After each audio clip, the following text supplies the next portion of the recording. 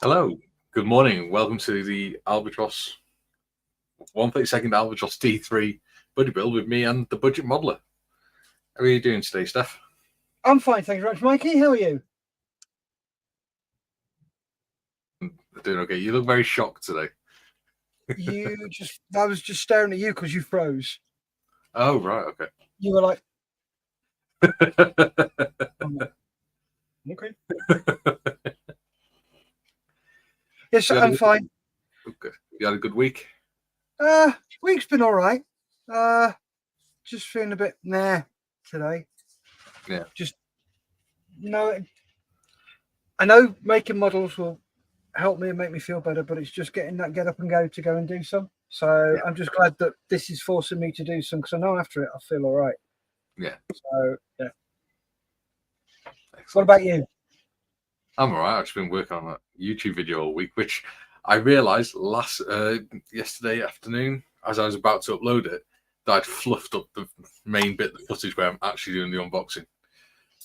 So how did you fluff it? I left the camera on too high resolution so the computer couldn't cope with the with such a long recording. So It just got all jumpy. So I ended up just speeding it up. Just doing a voiceover and things. So yeah. The majority of the videos come out all right. By the sound of it, you need to increase the RAM on your PC. That will probably help. Most likely. Yeah, that's the first thing I do whenever I get a new PC or a laptop. It's like the laptop had 32 gig in it, and I'm like, that ain't enough. 128, 124, so that'll do. I don't know how much is in mine. It's one that someone gave me. Yes, it's a good video, apart from the jumpy bits. Yeah. So, right. Have you been in your emails yet and accepted? I will go and do it now. Yeah, because then you can run the show. Ooh. So while you're doing that, I shall go through the comments. Okay. Gary T's in saying, hello, guys. Hello, Gary. You right, Gary? Mr. Skelly's in. Morning, blokes. Morning, Skelly. And Gary T says, great video, Mikey. I really enjoyed it. Thank you, Gary. That's why it didn't come through. It went through into other. Well, it's the one you keep giving me. Yeah, I mean, on my email, it's got focused on other, and it sent your email to other. Right. Cool. Yeah, I like the way Gary says, great video, Mikey. Really enjoyed it. What about mine? What about mine last from Wednesday night? No, what about mine from last night? My cauldron one. Obviously, not a great video.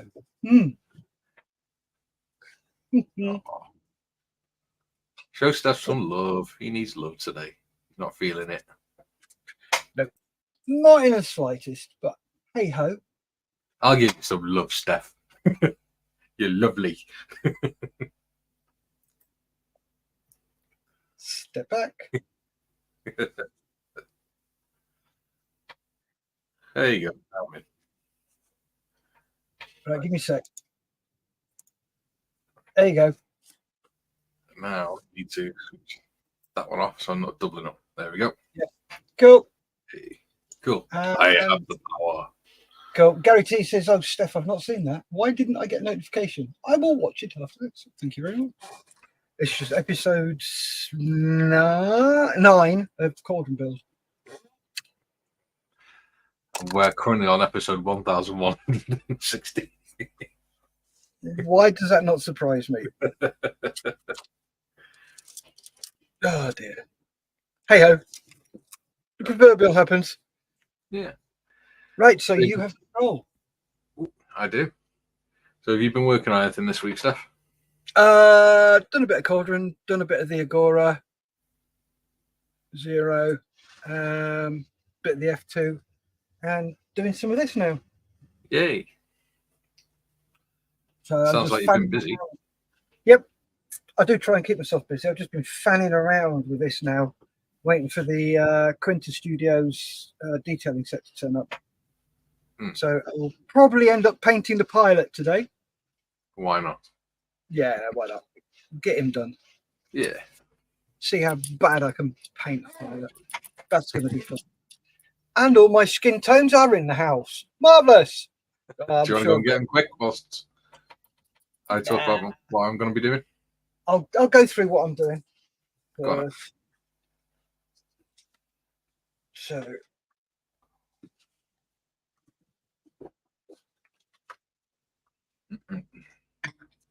are you taking control? Are you taking the comment off and making me full screen? And okay, there's lots to think about when you're running it. I'll make you full blur. Full blur. Go. Let us pop. There we go. So what I'm going to be doing today is fanning around with this guy. So he's had what they call a zenithal highlight. So that's spray it black and then do a white highlight from straight above and about 10-15 degrees to the left and to the right, forwards and back. So it brings out everything, and it's great because it makes it look like a black and white photo. Come on, will you actually? There we go. So did I keep? But yes, I've got the picture here, so I can use that for reference. So I'll use that as reference. And when I get the Quinta Studios, because you get the straps with it, what I'll do is I'll just nip the straps off and blend them into this one. Yeah. So I'm not going to paint those straps until I get the Quinta Studios one. So he's got black shoes, and then everything else is basically brown. Basically. And I will be using my super duper Vallejo model color, which is 70.828, and they call it wood grain, transparent. Yeah. But it makes great leather colors rather than wood grain. But I use it as wood grain as well. I do it a sort of deck tan or buff or desert yellow or dark yellow color, depending on what it is.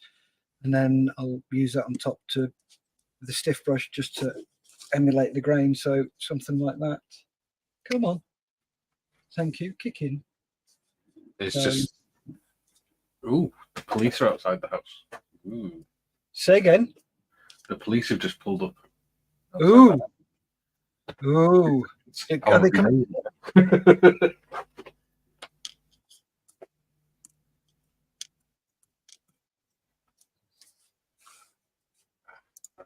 He's done a squirrel. There's something more interesting going on. Squirrel! So, Mikey, what have you been up to, and what is on your bench with this? Well, all I've really done this week, other than working on the video, is, if I switch camera,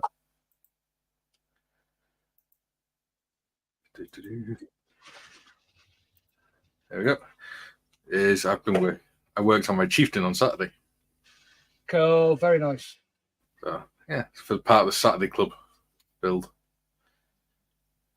Looking really good. Thank you. I quite like it.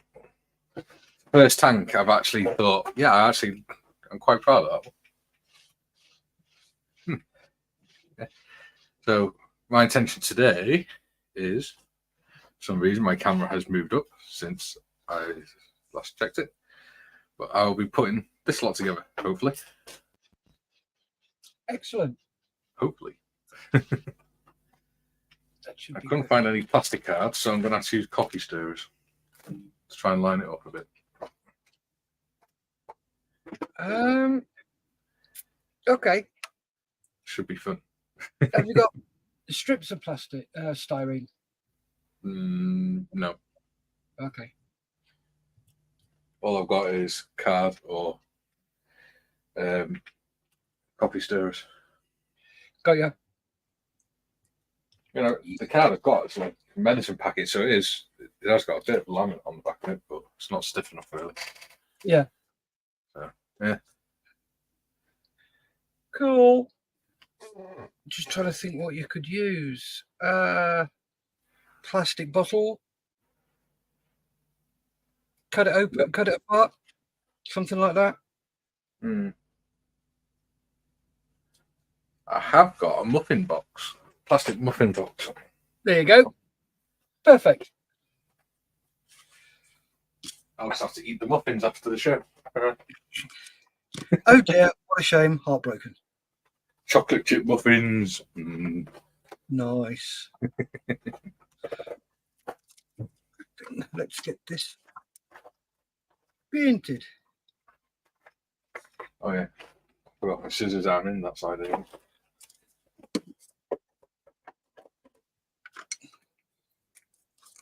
Somebody just turned up at my house.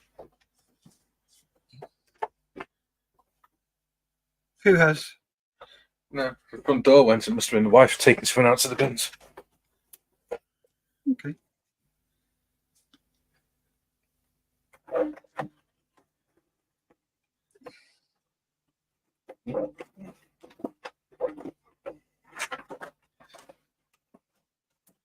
There you go. Plastic muffin lid. Nice.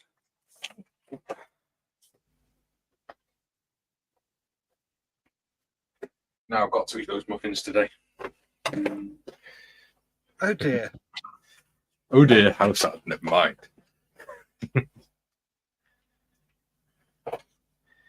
Okay, so.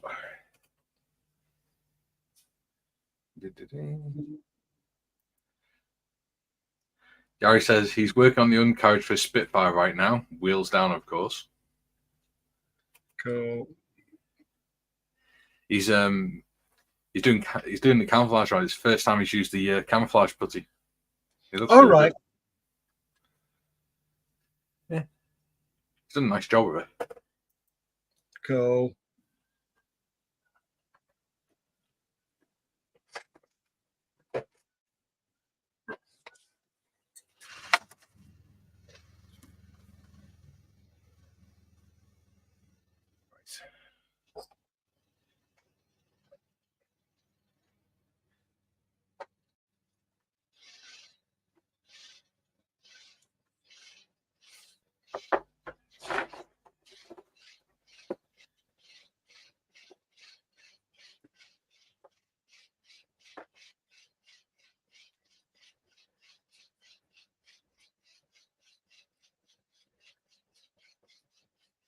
Three, 32.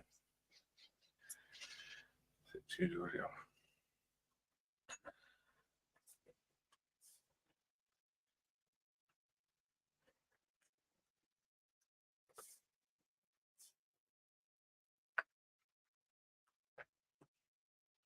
You got anything planned for the weekend, Steff?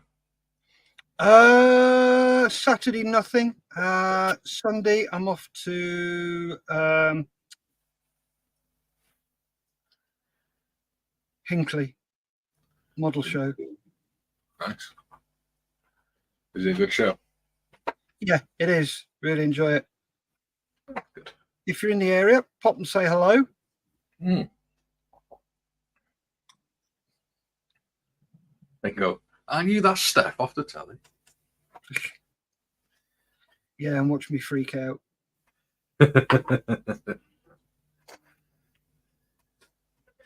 When they walk up to you and you don't know them, they just go, hi, Steff, you all right? What? Fine. Who are you? Yep, that's my standard retort. Yeah, who are you? I haven't had that joy yet.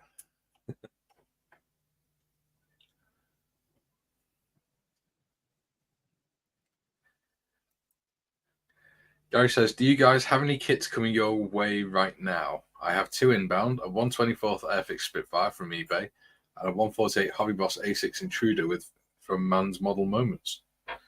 Nice. I have nothing inbound.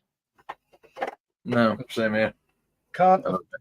He says saying I've got 2 inbound.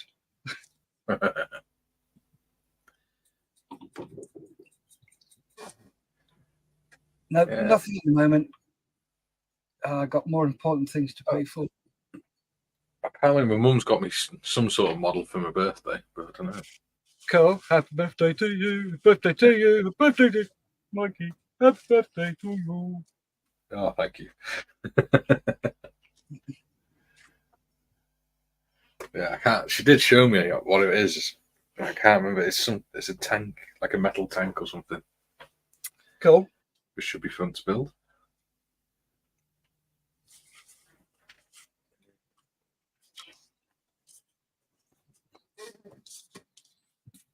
All right, that's done.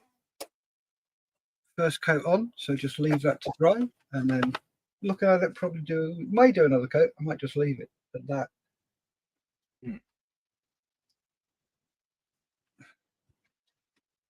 Need to do one more thing on the. That 148 A6 intruder sounds interesting, doesn't it? I bet it is. I don't think I've seen one of them yet. No? I've not seen one for a while, anyway.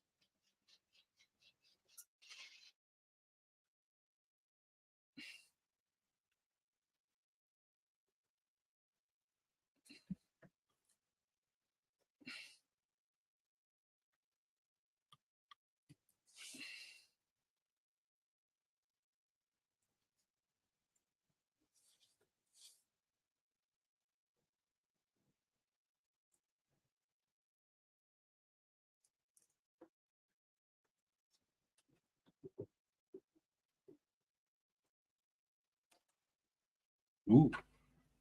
Good.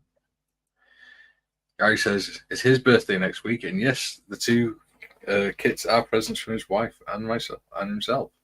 Nice. Yeah. What day's your birthday, Gary?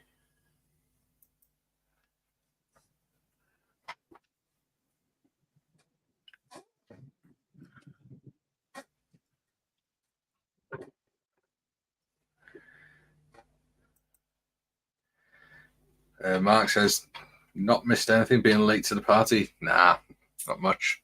Only 20 minutes late, it's fine. First part's usually just me messing up the intro when it's my week anyway. But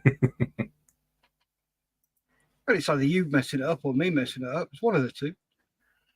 Oh, last week was brilliant, wasn't it? Oh, don't.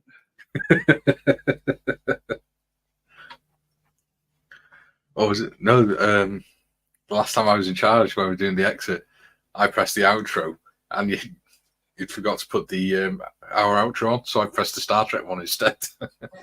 Yep. Well, that was my fault, that was. That made me kick. Well, welcome to the party, Mark.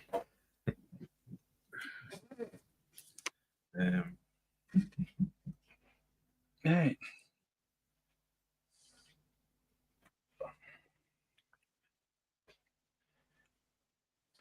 I spent all week looking at ICM instructions and things like that for doing that video. And one thing I'm noticing is the way ICM have laid out the instructions is so much better than the way Roden have done it. Everybody has their own way of doing it. Yeah. Like ICM breaks everything down step by step. Yep. Whereas Roden, I mean, you look at step 18 on this. If I pull it out.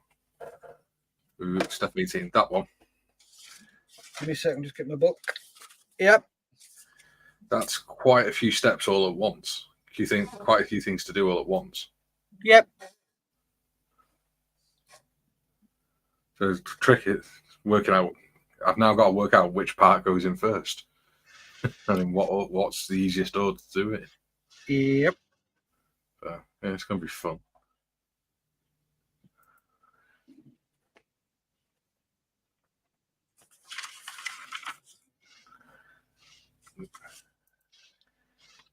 Gary says, you sold me on buying an ICM kit purely because of how good the instructions look. They are brilliant. I really like them.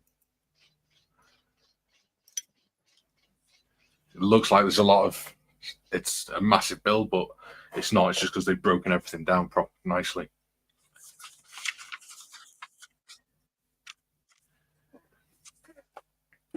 Right. I think I might put the engine in just so I can see how it's all going to line up. Good idea. I might put the engine in and everything be completely wrong.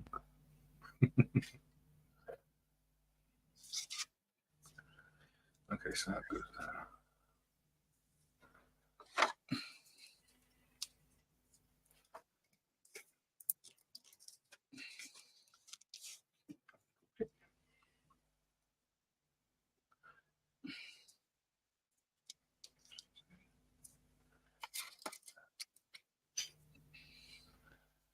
Okay.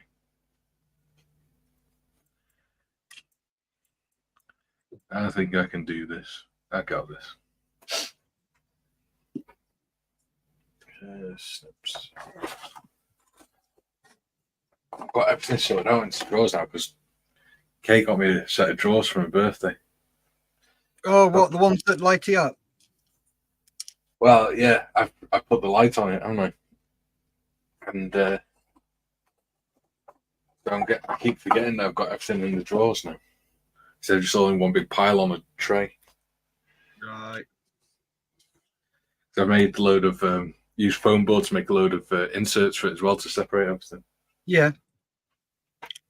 I'm getting far too organised.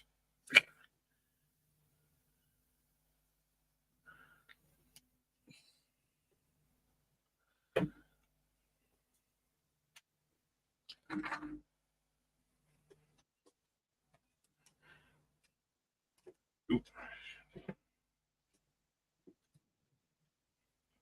So where are they?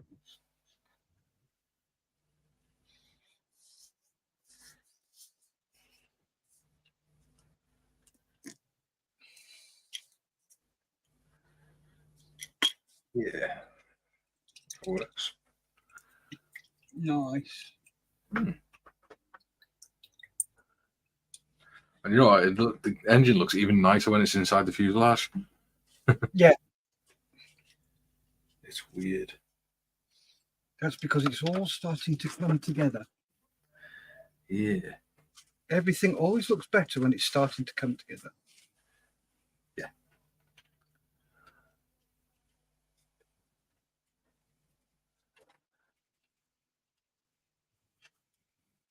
Just got to remember not to glue the flywheel to the propeller. That'd be real stupid. No comment. Don't worry, we've all done shit like that. I do it on a daily basis.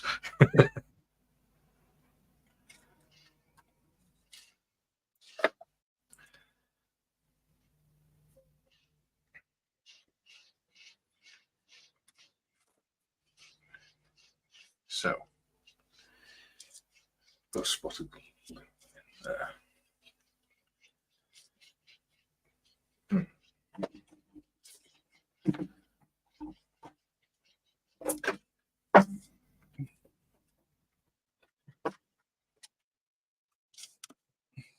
Right, time to drill holes.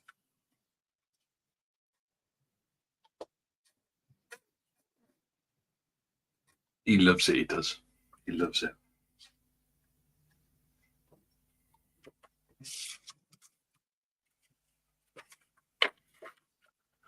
I'm surprised the Discord boys aren't on today.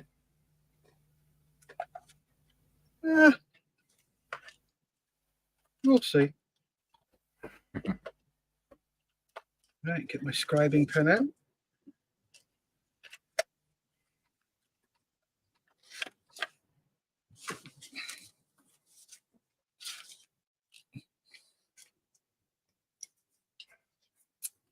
Right then. Nice. So that's it. Oh wow, that wind's coming in strong all of a sudden. Yeah. Yeah.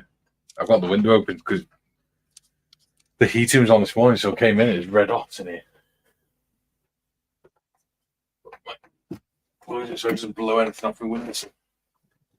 Keep- Like my wedding picture that's printed onto slate and things like that. Oh, good lord.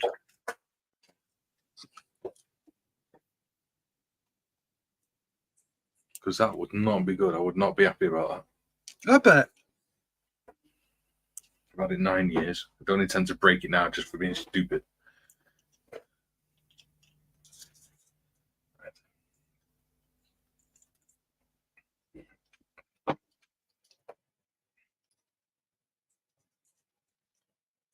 Wood brown.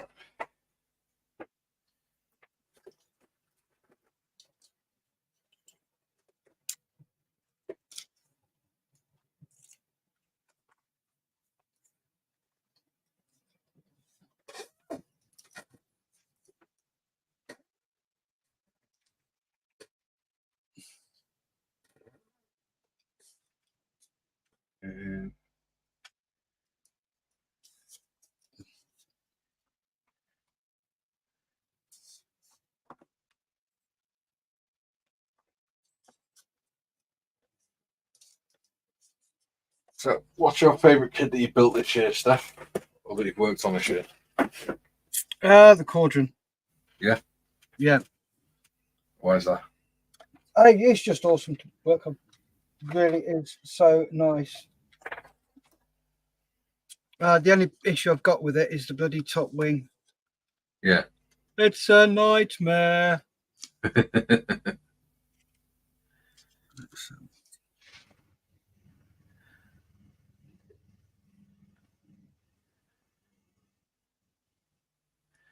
Right, I'm actually looking forward to seeing these planes built. Yeah. What's your favourite one so far that you've worked on this year? Ooh. I don't know, you know, because I really like the camouflage I've done on the V2 rocket. Yeah. But I'm really proud of the paint job I've done on the Chieftain as well. Okay. Because it's the first time I've done a vehicle where it actually looks like the vehicle is painted rather than just someone's blotched a load of paint on it. Yeah. It's the first time I've got the airbrushing right. But I also like my World War One ambulance scene as well, diorama. Yeah. That does look very nice. Really enjoyed doing all the little details on that. But I'm also really proud of doing my Africa build because it's the first time I put electronics and lighting into it. Okay. Oh, nice. So, yeah, I like them all for different reasons, I think. Yeah.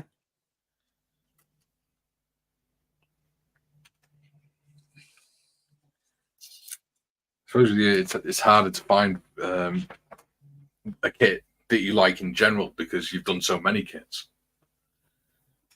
Yes. Very much so.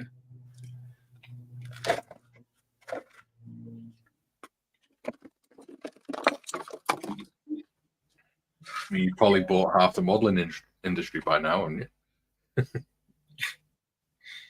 No. I'm not that bad.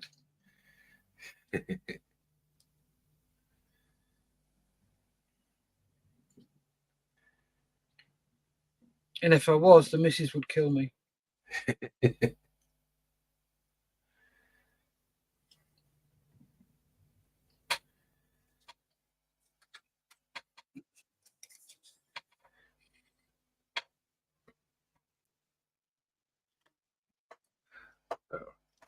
What's everyone else working on at the minute? Have you got a favourite kit that you've done this year? Wow, that was a quick response, Kelly. My favourite build that I've completed is a 75mm figure of Eddie from Iron Maiden somewhere in time. Nice. I want to see it. Eddie's awesome.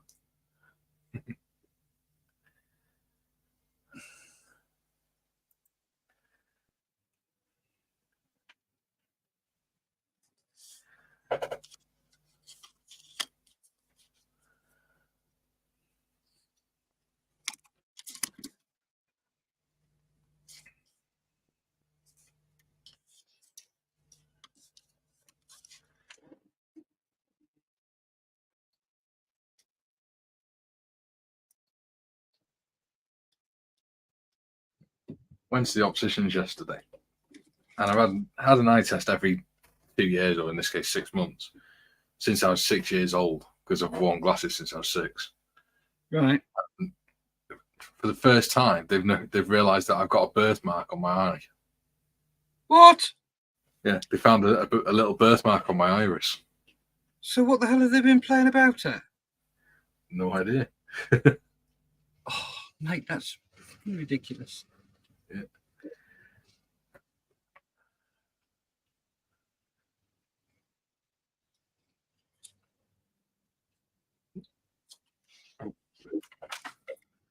Yeah, they let me take a photo of the screen because it looked quite cool. Because I've got green eyes anyway, so they got loads of little different colours and that in them. Yeah. So it looks really cool. It looks like a little tiny, dark hole in the colour part of my eye. Oh yeah. Yeah. But it's amazing how you can go all your life and never know something like that.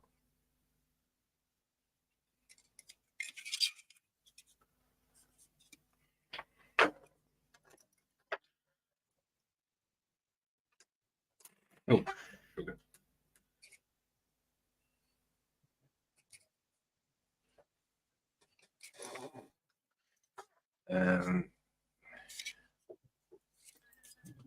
Scully said, this afternoon I'll be placing a pelican onto the back of a shaman orc figure. Sweet. That sounds so cool. Nice. Yeah. I actually want to see these works. They sound really fun. They're really interesting. Gary, well, I only returned to modelling in late January this year, so I don't have many to go on, but my fave so far is the 135 Willis Jeep. Maybe the Spit will be my favourite when done. We'll see. 135 Willis Jeep's nice. I've got a couple of them to make, actually, I think. I haven't done Willis yet. Yeah, it's one of the first ones I did. Well, I've got World War One Australian LCP to do. I've got Willis Jeep, an SAS Willis Jeep to do, and I've got a Wimmick Land Rover. So what I was thinking is putting the three of them on a base together to show the three stages of Special Forces. Yeah, very nice, mate. Very nice idea.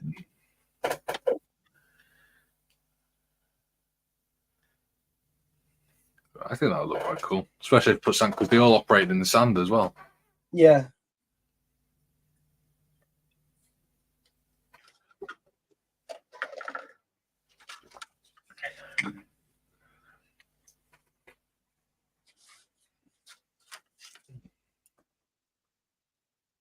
Just getting round to it with all these other buildings doing. Oh yeah. We're starting the B-17 one soon in the Saturday Club. Oh bloody hell! Rather you than me. Well, I've got the Hasegawa 172nd one. Yeah. Adi and Mick have got the 148th kit from, I think it's Revel 1. But it's a 148th B-17 that they've got. That's just stupid. Well, they got sent them from Old Heroes, and they recently, Malcolm said to her, I hope you got a good eye for small details or something like that. And they assumed it was going to be like a little tiny 144th or something. Yeah. No, it turned up in 148th kits. I think the wingspan on is something like 60 or 70 centimeters. Oh, they are. They're bloody huge.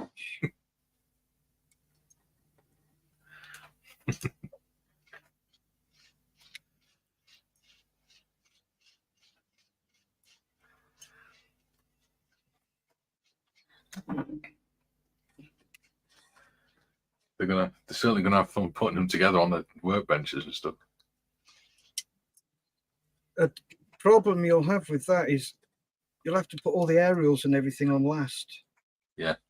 Because if you don't, you're just going to knock everything off. Yeah.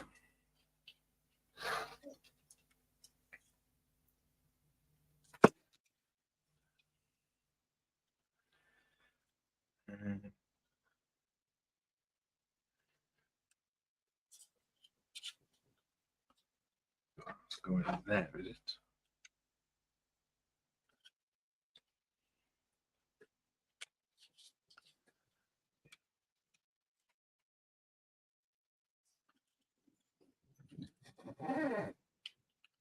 New? Oh no, that's not me. That's the shed creaking. Honest. Are we just going to see you disappear in a pile of wood in a minute?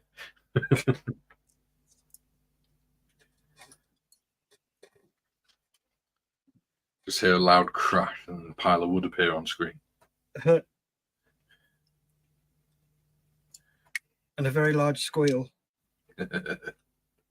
Big girly squeal. Oh God, yes.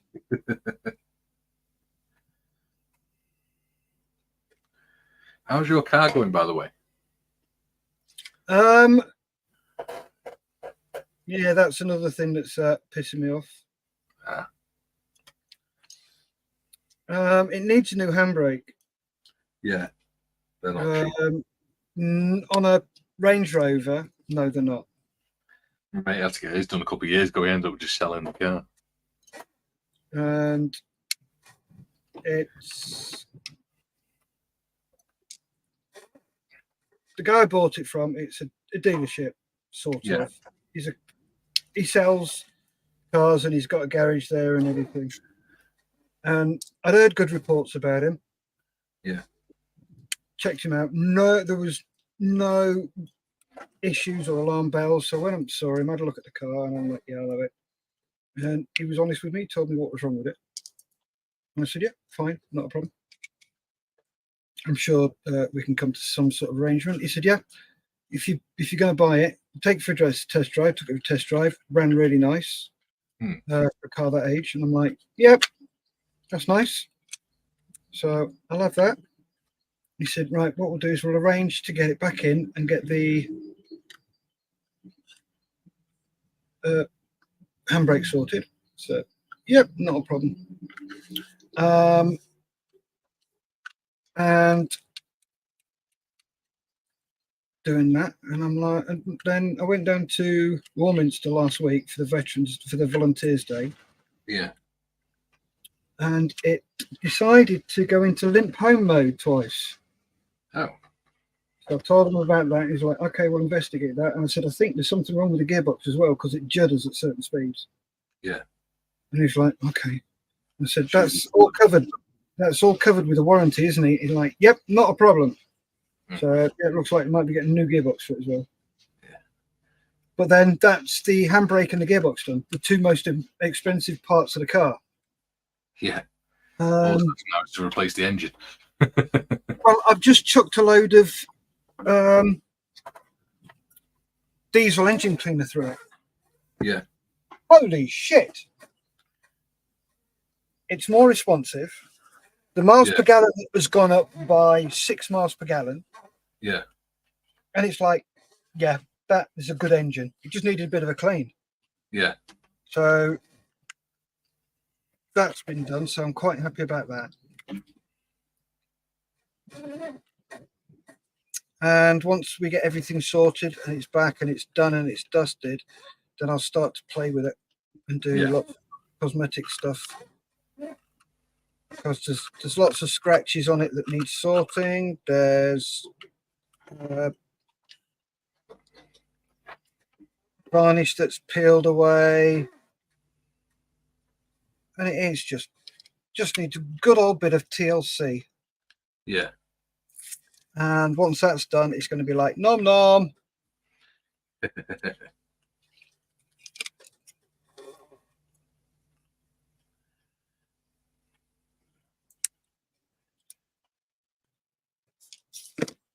So what I'm doing here, just nipped a load of the styrene off here.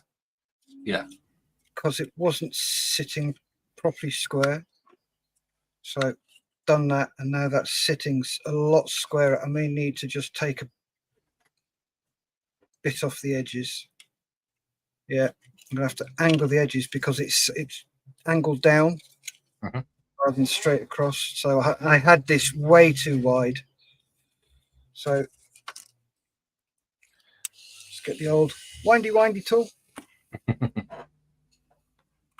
Oh yeah, keep your eyes out, folks, because they will. Give me a second. Melt on something. There we go. Thank you. I've got a load of foam, and they put. Where have they bloody gone? Give me a sec. Just talk amongst yourselves. One belong. You know what I'm like. Look, look, look.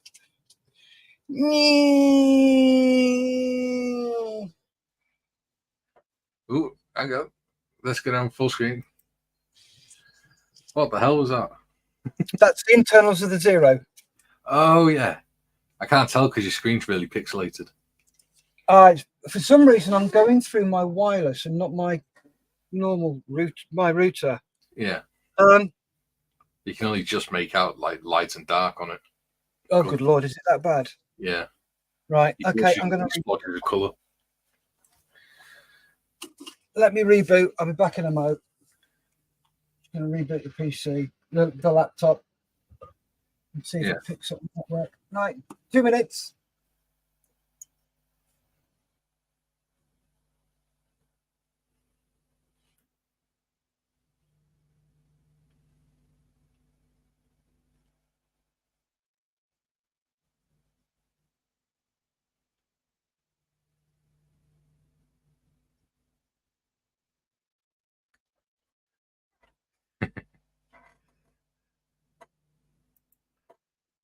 Blur vision. It's like something Willy Wonka would create, isn't it? Jim, good morning from Chicago. Well, good morning from North Wales, Jim. How are you doing today? Hi, Jim.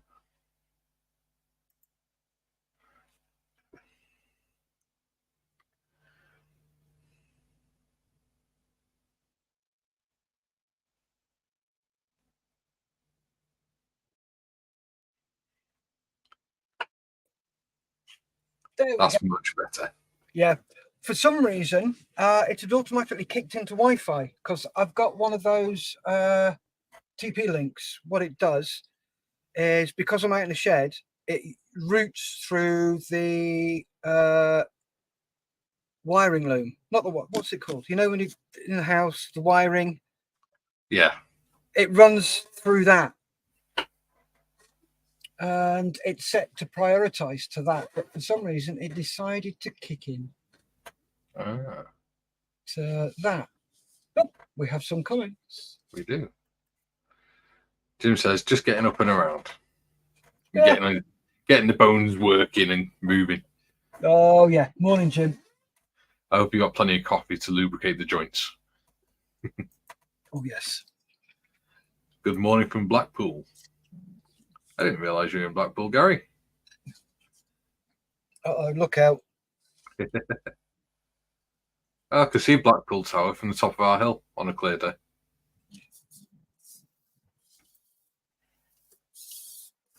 Jim, coffee, need me coffee. Hey, mate, I've only had one cup, it's not enough. Right, let's get back to this. Yes. So, that looks when nice. Well, yep, it is. It's really quite cool. So let's move those out of the way. When you're connecting the servo for the rudder servo, yeah, there's a little flap there, just underneath where it hooks up to the rudder. Yeah. Put a little strip of styrene under there. Okay. And also where it connects to the servo, just there, another little strip. Because that keeps jumping out and that jumps out. So you need a little bit of styrene in there, a little bit of styrene in there. And every servo I come to, I'm checking. This one's fine because it's supported there. So for the elevator, that's fine. That's supported. So that can't jump out because of that strip there. So, yeah. And that has got a backing plate, but it's a bit of a bitch to get in. You've got to very, very carefully bend it away to get it in. But yeah, that's that.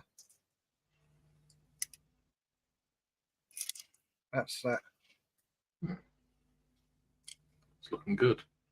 It is. My only issue is I'm still waiting for my spare parts to come because I can't carry on until I've got them. Well, I can, but I'm making the base. It's all about the base, the base, about the base. It's all about the base. Remember no that. trouble.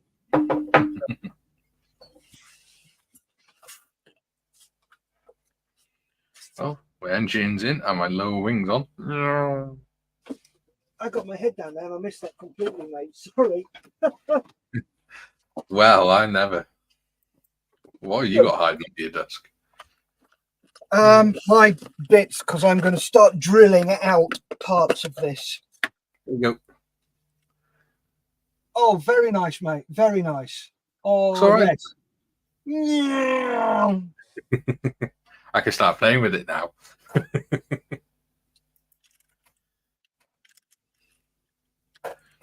Yeah. Right. The next piece is 23A.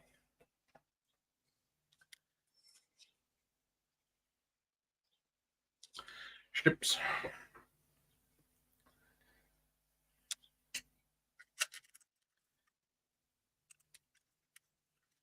Ow.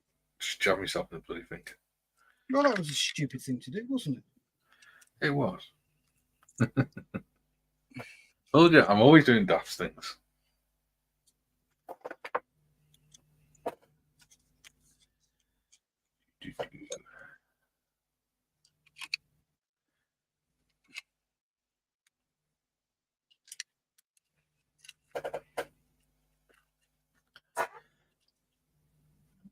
The chat is fairly quiet today, isn't it? Yeah, people have probably got their heads down working on stuff and just listening. Yeah, I mean, we have got 7 people watching, so. Cool. Yeah.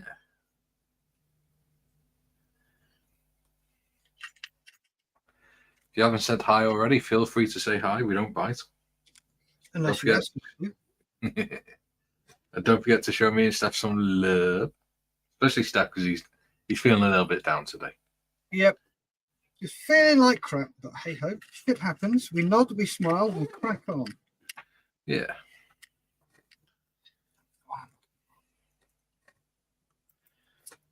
Fish says, hey guys, just a quick pop in. I won't be around for long. Try not to use my phone as much as I have a concussion. Oh my God, what have you done?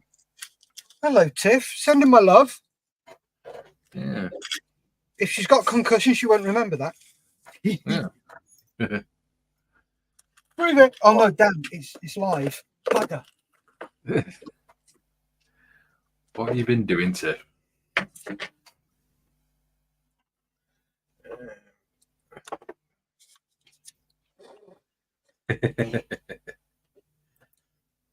Skelly says, need a hug budget modeler.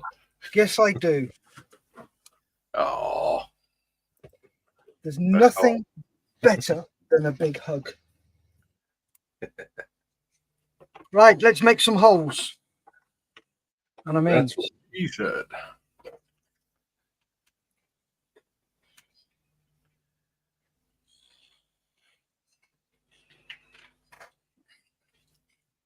Okay.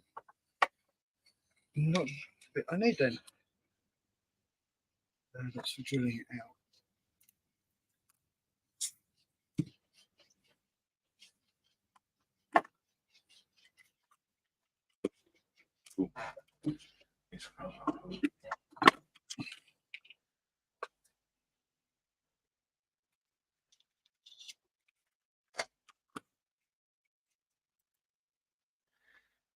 Tiff says, me and Sonic had a bit of a car accident on the way to his new place. Thankfully, just blown a tyre, but I whacked my head pretty hard. Oh, God. Sweetheart. Bless you. That's not good. Most importantly, did Sonic spoil his mohawk? Is it still in one piece?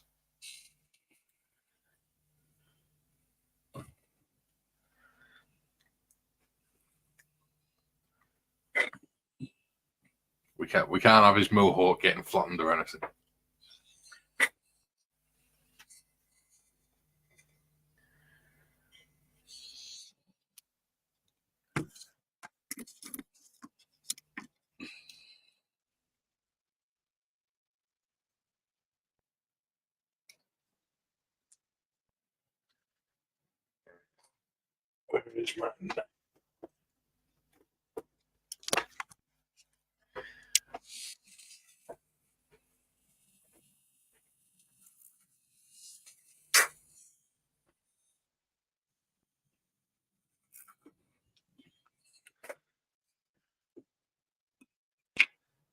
Oh no, apparently his mohawk hasn't been in peace for a while. He's going bald on the crown of his head, but he's Oh fine. no! So it's going to be less of a mohawk and more of a unicorn set horn.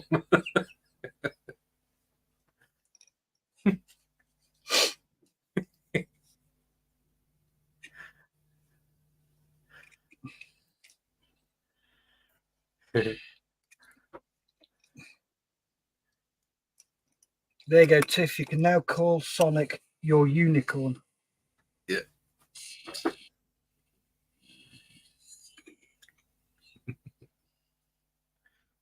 Or he could be a little.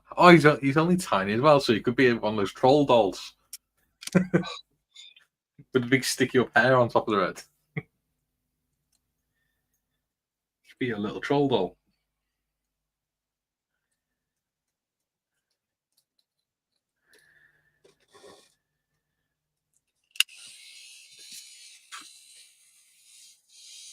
Bless him.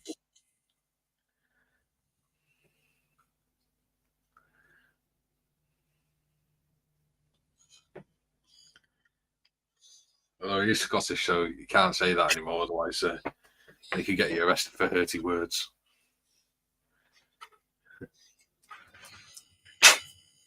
You've been watching the news as well.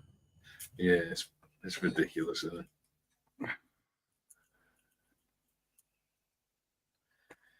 The law in Scotland is very progressive, but that's too progressive. Yeah. It's already back. Yeah. Somebody can call you out just because you hurt their feelings. The words don't have to be hate. Yeah. And there's going to be, it's like poor old JK. Mm. Yeah. She has an opinion that differs from the woke brigade, and they are out for her. Yeah. Which, to be honest with it, is disgusting. Yeah. Yeah. They're acting like pack animals. Germans from the 1930s and 40s. They're acting like those, being dictatorial and telling people, you have to think how we think. If you don't, you're wrong. Yeah. There's no different to being one of those types of people. No. And both you and I joined the military because we don't want that to happen to this country. Yes. And I'm like, well, what gives you the right to dictate to somebody what they have to think? Yeah, exactly. You're no different to the Germans in the 1930s and 40s. Exactly. I mean, they have a lot of the same beliefs as well. They just don't realise it. Yeah. Because the way history's been taught over the years. Yeah.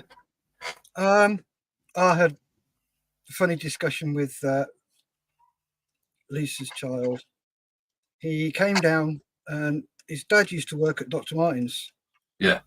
Got on really well with him. Really, really nice bloke. And there's been absolutely no animosity between me and him, or him and Lace, or Moff and him, and everything else is just, we get on well with him and his new missus, so there's no issues there at all.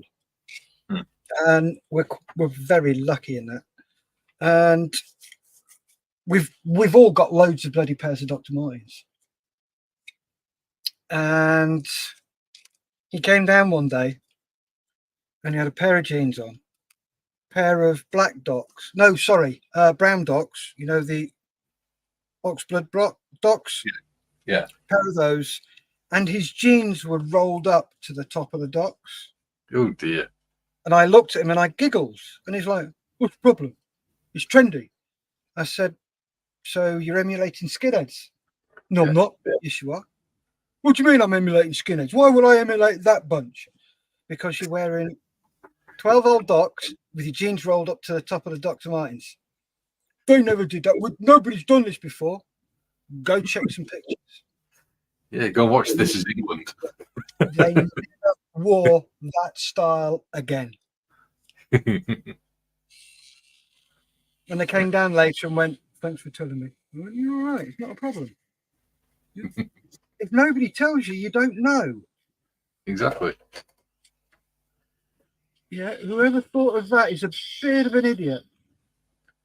Yeah. And I've put it in our group. I'm not wearing my jeans like that ever because it's emulating skinheads.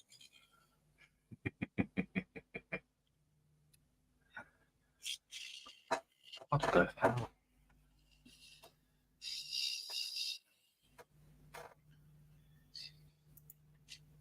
Tiff says, I'll just shave him completely bald one day while she sleeps.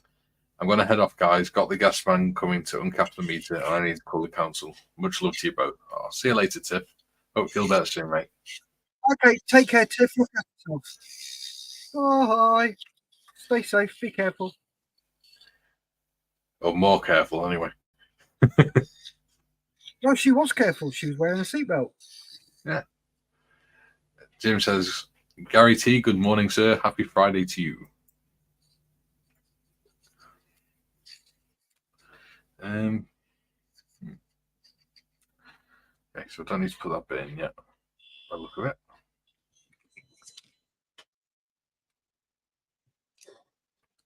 That bit, however, does need to go in.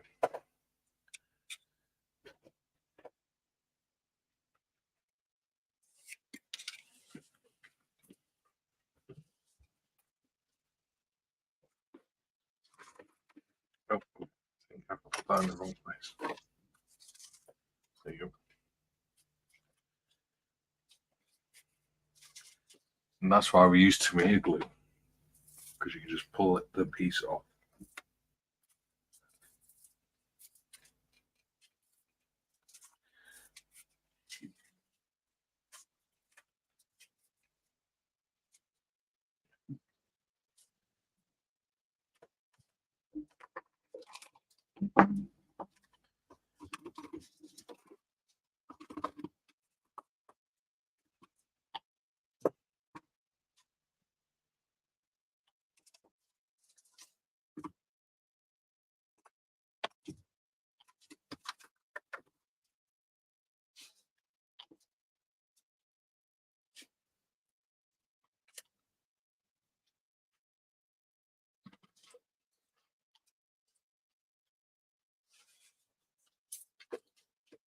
This is frustrating.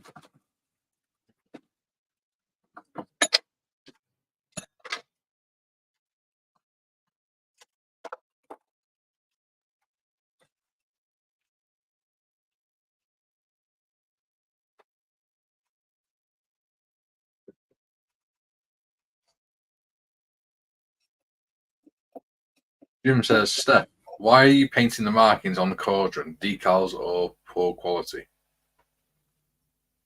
Oh, decals of poor quality. No, decals are fine. I just wanted to see what it's like doing my own masks. So making them look as though they have been sprayed on or painted on, shall I say, rather than sprayed on. More choosing to experiment. Yes.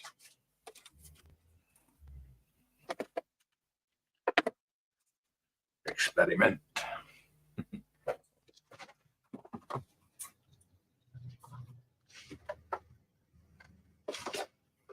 Right, this is really annoying me now. Now I've got to find them.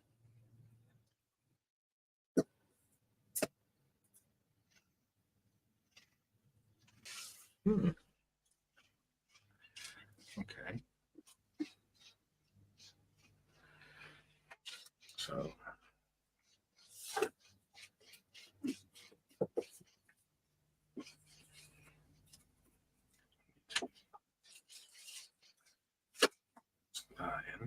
What else needs paint?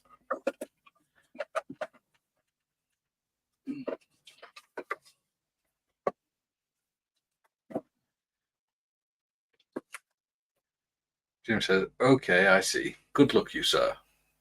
Thank you.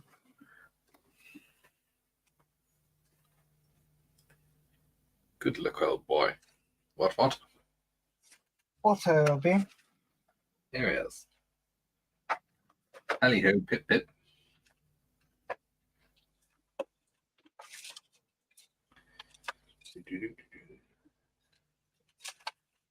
Oh, yeah, that's what I was doing. So, using a big brush.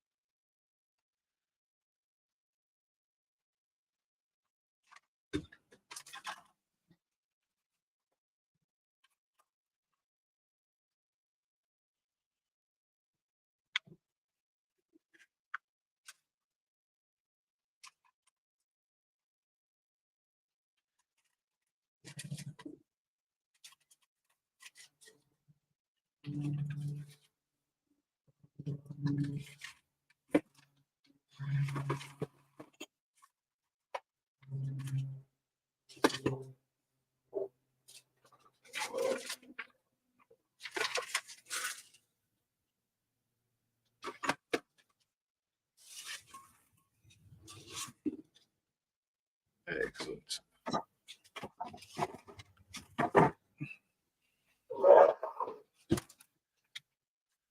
Yep, I'll be back in a sec. Okay. So, the dog's just turned up.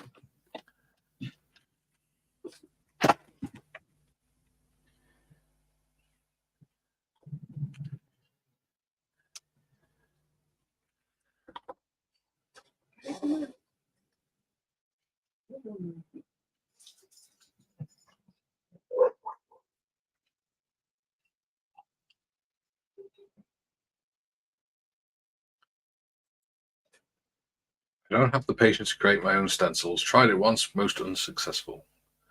I wouldn't even try it. My hands are just not steady enough for that stuff. I haven't got the patience either.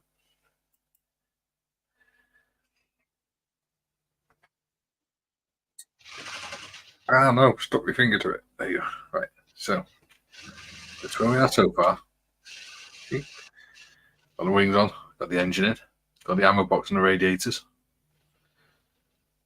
Fuel tank, rather. Yeah. Not looking too bad, I don't think. Okay, it's focus. There we are.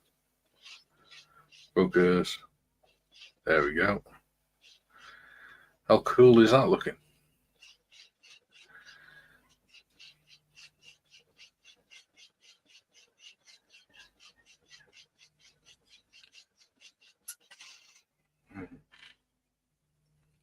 I'm going to get this stick.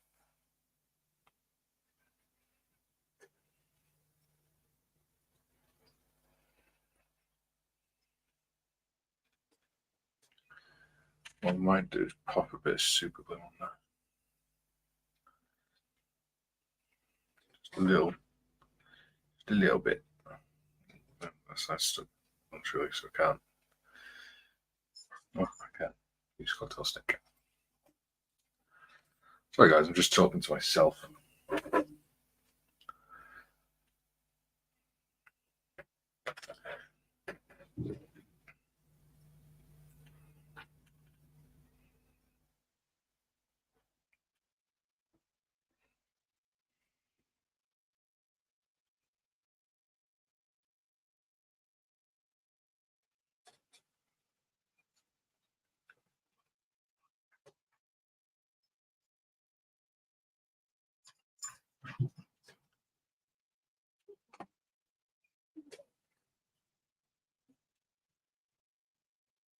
Does anyone else talk to themselves whilst they're modelling?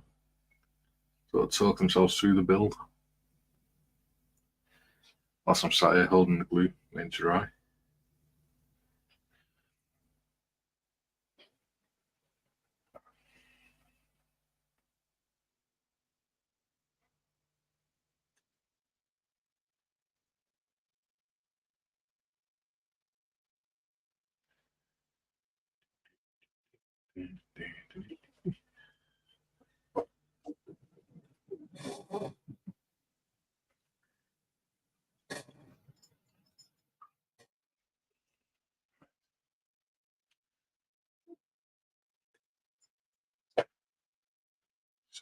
So that sets.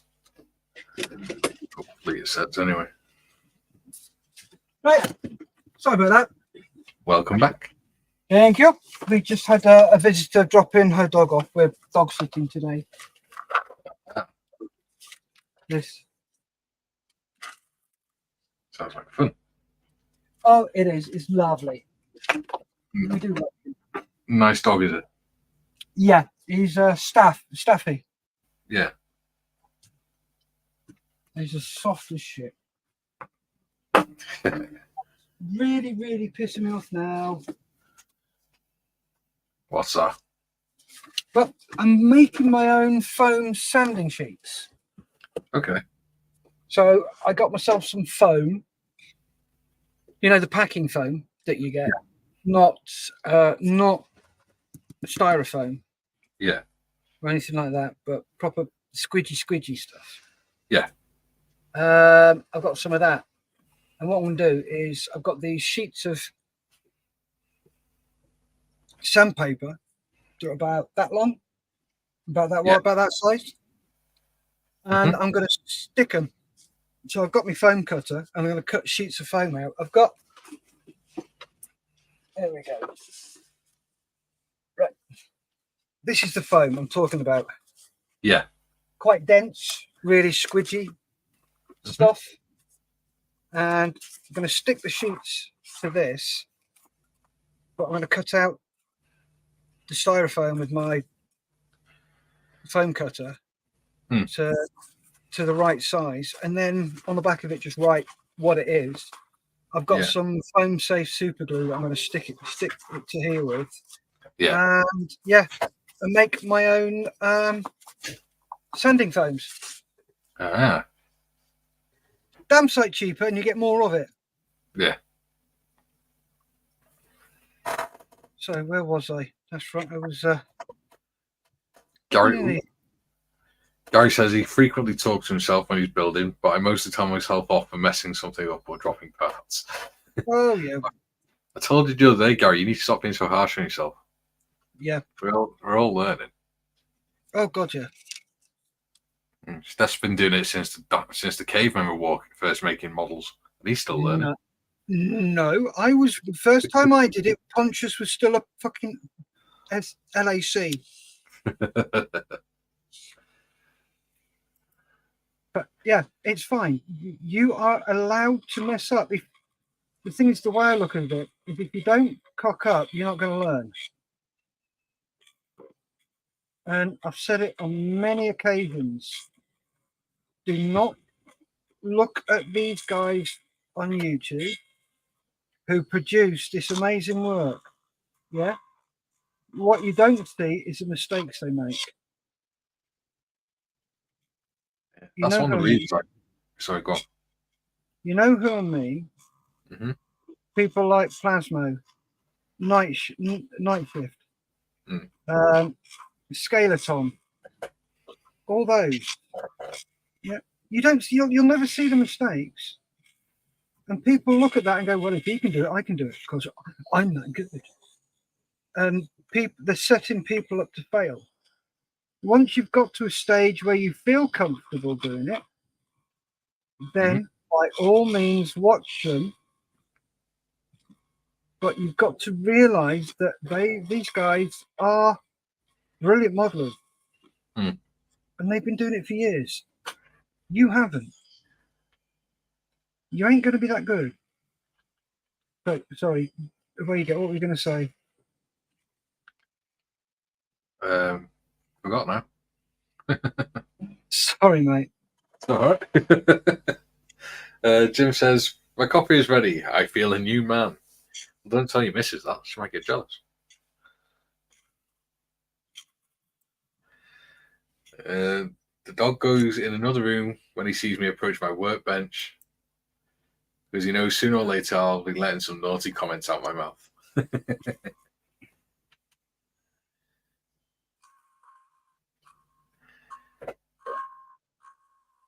I think we all do that, don't we? We've been blind at ourselves. Oh God, yeah.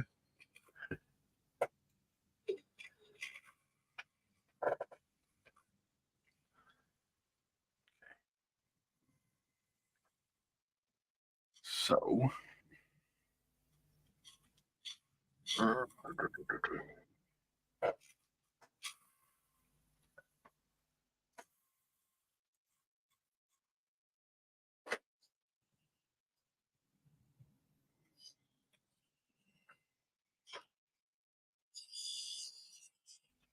Just talk to the wife a minute. Yeah, okay.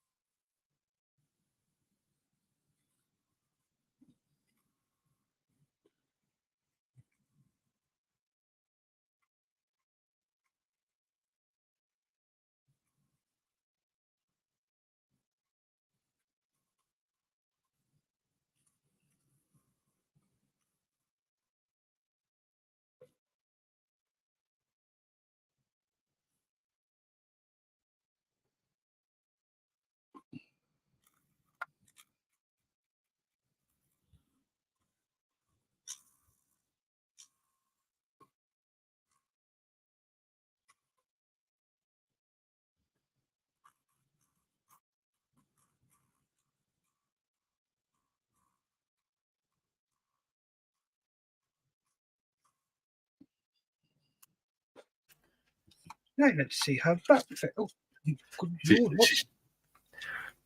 She's just come in with a big smile on her face because she's got she applied to renew a driver's license, but we knew there was a chance that she'd have her license revoked because of her health. Yeah. And they've sent it back. They've given her a new license and said, no, it's okay. We spoke to your doctor. Oh, marvellous. That is awesome. So she's chuffed now because with the last car we had, we couldn't afford to put on the insurance because she hasn't driven for so long because of her health. Yeah. It'd have been something like an extra £2,000 a year because of the car we had. Yeah. But with his own mobility in a car now, all I've got to do is put her details onto the car.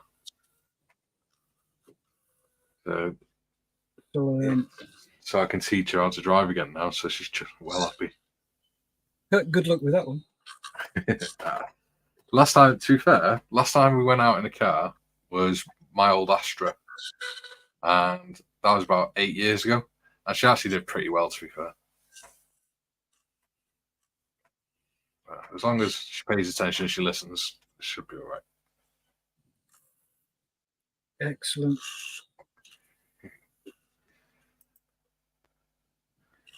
Jim says, being a builder of mostly World War II aircraft and armour, I think there'll be more patience required for World War I planes. I don't know. Except in the rigging, there's not a lot to them, is there? No, there's not. It's... I would say World War I aircraft are more of a mojo builder. I'm in the World War One Group SIG, IPMS Group SIG. IPMS World War One SIG. That's it. And some of them, they don't even bother painting the wings or anything. They just put a massive decal over the wings. Yeah, they'll be the German ones that have the lozenge. Yeah. Yeah. Yeah. The nice thing about them is there's plenty of scope to modify them and things like that if you want to. Oh, God, yeah.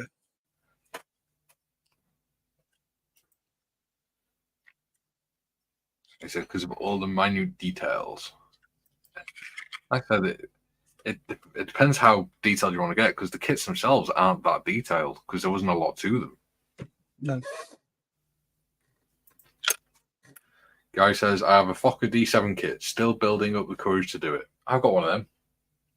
So have I. Is it the Edward one, Gary? Oh, sorry, the D7. No, I don't have a D7. I'm building the D3. Yeah. Yeah, I've got the Edward D7. It's my Secret Santa. I'm still waiting for mine.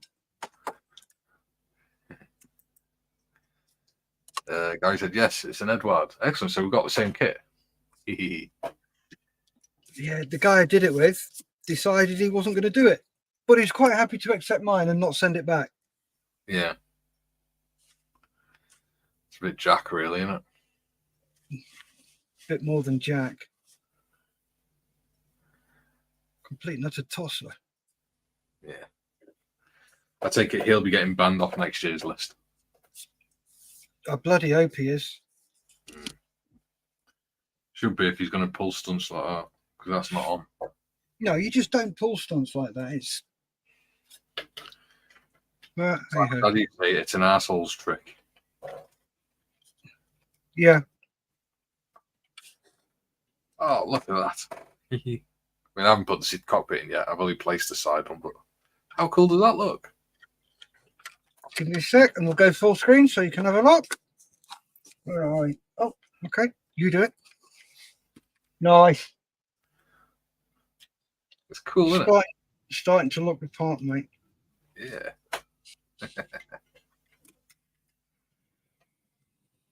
Chuff with that.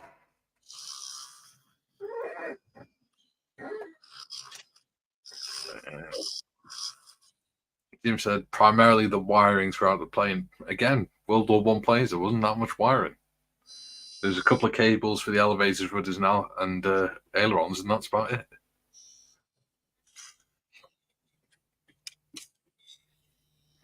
They didn't have radio sets and things like that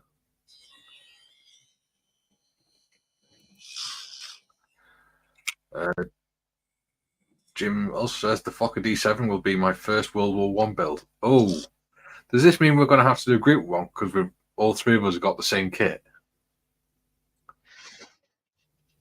Does this mean I'm going to have to do this one as a live as well? What is it? The 148th? Yeah, 148th Edward Fokker D7. Cool.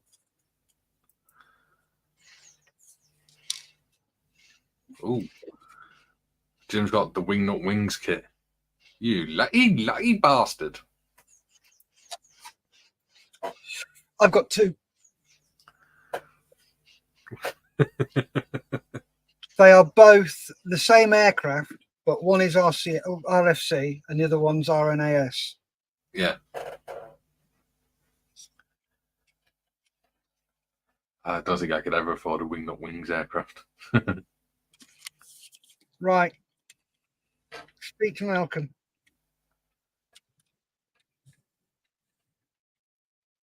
Right. Have you had your grant yet? No. There you go. There's one way of getting one. Yeah. Bless you. Yeah. I'm expecting all those bits of fuselage to go flying across your desk then. I did look away. That'd be your luck lately. Oh, yes. Pilot go flying off into nowhere.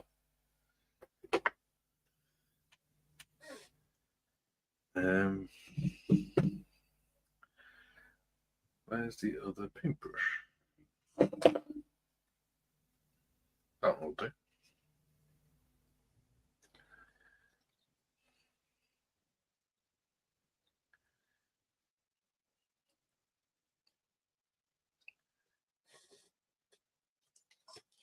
Right, I've just PM'd you. Just answer me that in DM.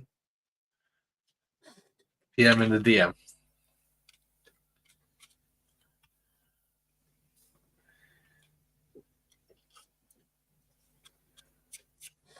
Sorry, in Messenger.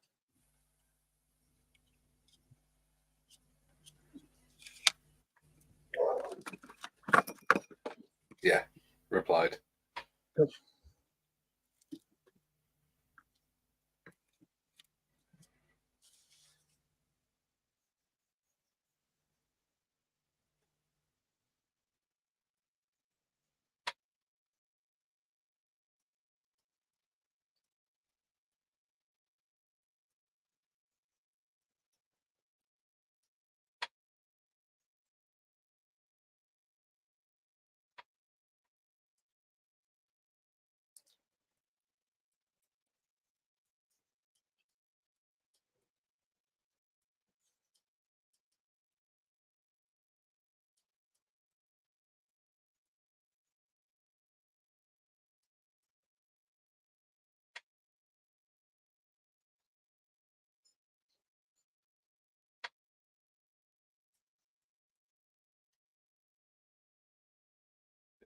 Yeah, man.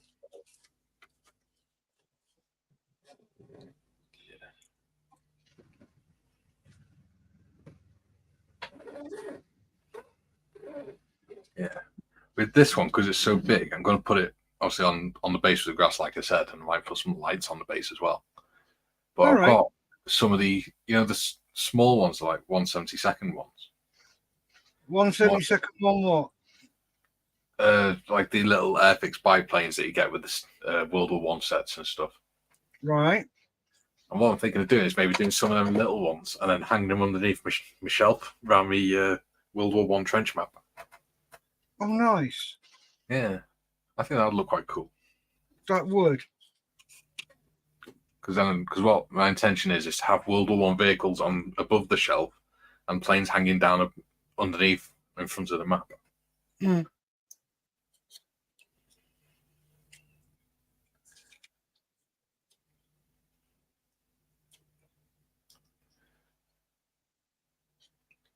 Because I've got pretty much every World War One tank now in 135 scale, and I've got Cool. most 172. What, even a big German thing? Yep. Well, I've got the Meng A7V Krupp. Oh, Sorry, is the that it? A one I've got. Nice. Yeah, the AK A7V. I've even got the Tacon Mark 1 male with the sponson cranes on top.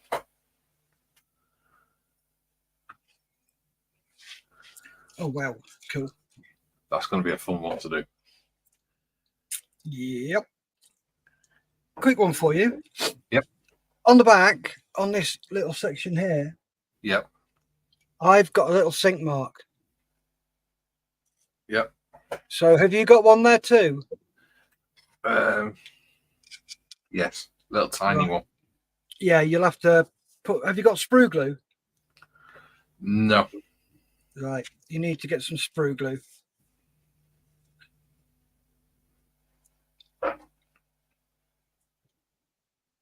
Either that or I'll just put a little tiny bit thinner, bloody filler. Yeah, I can do that. Since I've already got that. You're supposed to be the budget model. You're supposed to tell me the cheap option. Sprue glue is a cheap option.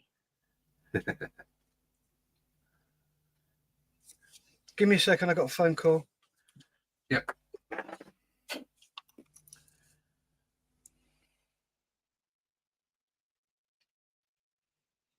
Don't want to shake your hands.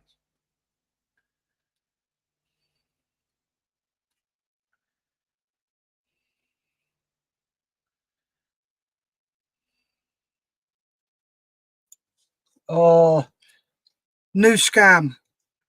Okay. The phone. I just got a phone call saying we're sorry for your power cut, and I'm thinking, what power cut? If you'd like to press 1, we will get you in contact with somebody who can organise it coming back on. You're like, yeah, sure you can. Bye.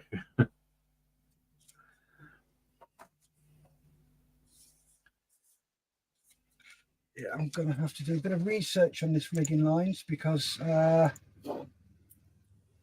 the one in the book and the instructions isn't right.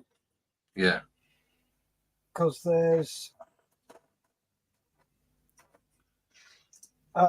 no connection to the tail, to the rudder. Oh. Jim says, it's in the original packaging, almost afraid to break the seal on such a precious creation. And a Peter Oxley and a matchbox model. God almighty brain, come on. Yeah. Wing not wings? Oh, yes. I'll have one of those when I win the lottery, says Gary. Yeah, that's what I'm going to... And Gary says, have you guys seen my tail wheel? I painted it this morning and I can't find it now. I want to glue it on. Have you tried on your elbow? Or with me, it's usually in my beard or something like that. I'm quite good at doing that. Yeah. Jim says, blimey, I thought it was my late start and lack of caffeine, but you guys are reversed on the screen. Mikey's under the budget modeler banner and vice versa. It's just one of those days. Right, give me a sec. Yeah.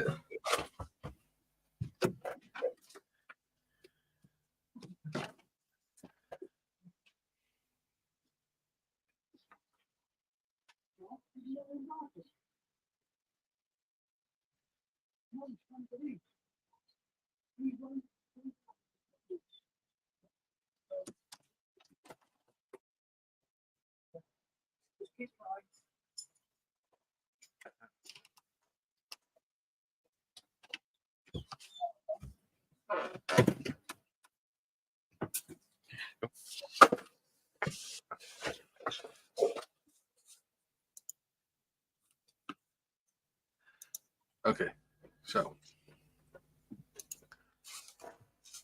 are you sorting that out, are you, Steff? Sorting what out? Jim says, I thought it was my late start and lack of caffeine, but you guys are reversed on the screen. Mike is under the budget modeler and banner and vice versa. All depends which one you're looking at. Yeah. Mikey and the budget modeler buddy build, they're up there, they're set that way. But when we do, if you have a look just above my image, there's my budget modeler, and just above Mikey's in the top left is his. And when Mikey presents the show, he's always on the left, and when I present the show, I'm on the left. So that's the way we work it. But the budget model buddy build is an overlay because I can't have two avatars up at the same time. So I have Mikey's up and the budget model up. That's all. And Mikey did the background, so you can blame Mikey. It's all gravy. It's all gravy, man. Oh, it's gravy, baby. Yeah.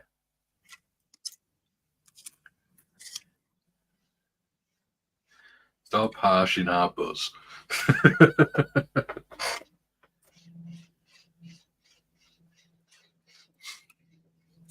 Duke says, good day from Oz. Had to go to the movies with the wife. Sounds like you make it sound like such a hardship. What did you go and see? Jim says, now I understand. Thanks, Steff. You're welcome. In the end, no worries, mate.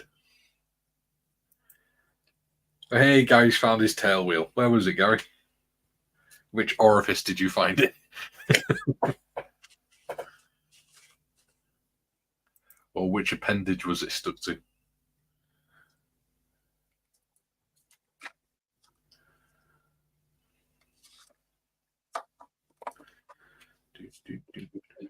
So that sticks to the back of that.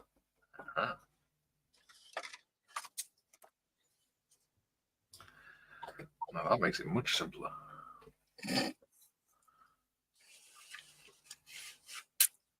Ooh. Shit. Oh, it would if I didn't knock things over.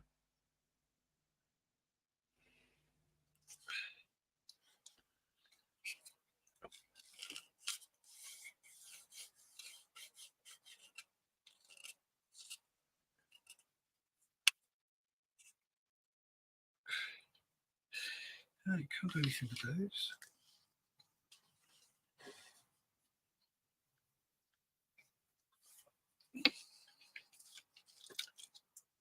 Apparently, it was under a cotton bud I was using to dirty up the wheels. Naughty cotton bud. Oh, yeah. Oh, Duke went to watch Wicked Little Letters with Olivia Colman. Oh, that's meant to be really good.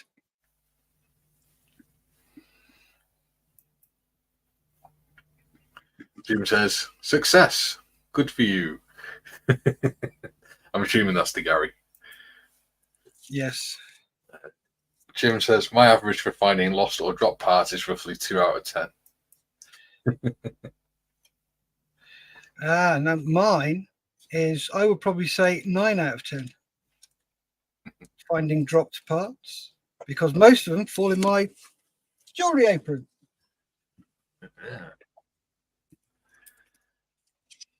He has a cunning plan, my lord. Aye. Or rather, his wife does, because she made him. Yep, she did.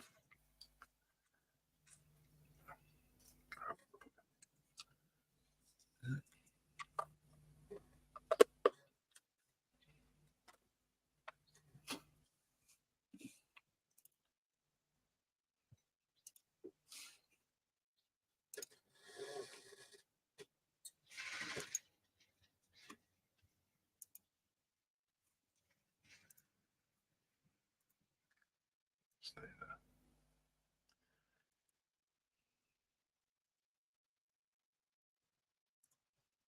Yep. Right.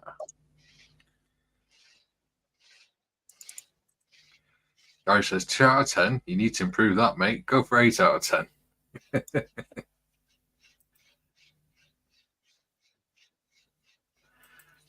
And Jim says, need to put some indoor-outdoor carpet under my bench. Hardwood floors allow too much bounce. Oh, I totally agree with that.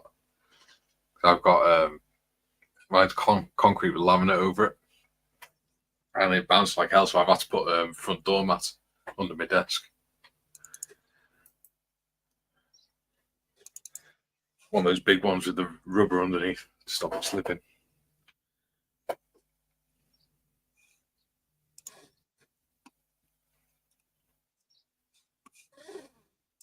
How cool is this little cockpit looking?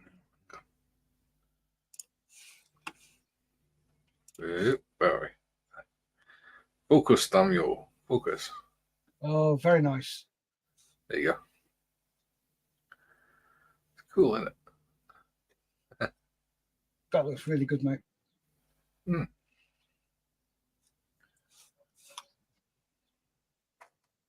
All coming together nicely.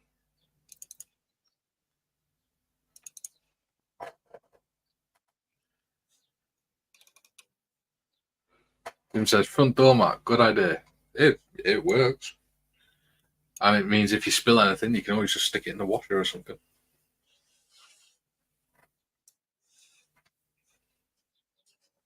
And it helps to keep your feet warm when you haven't got your shoes on as well.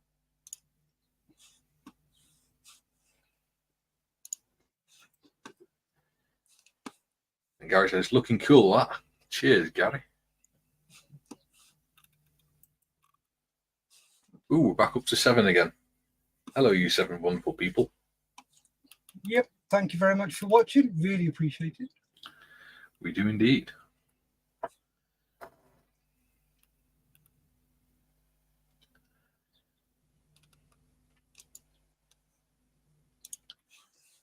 Question is, can I get this little cockpit in without damaging anything? Yeah, I think I can.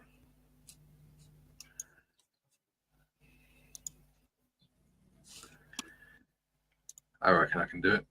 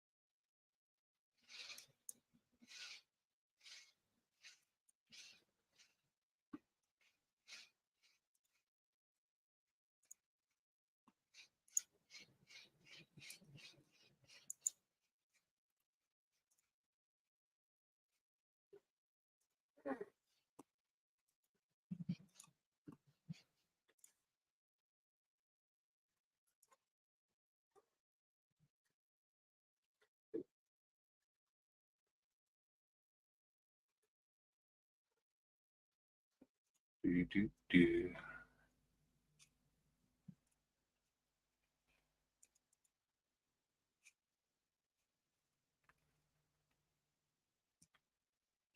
What are you up to, Steff? I am going through pictures of D3 rigging schemes.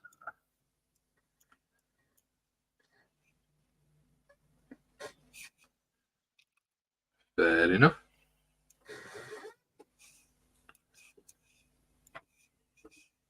I'm gluing my cockpit in. God, you gotta be careful how you say that, haven't you? Mm-hmm.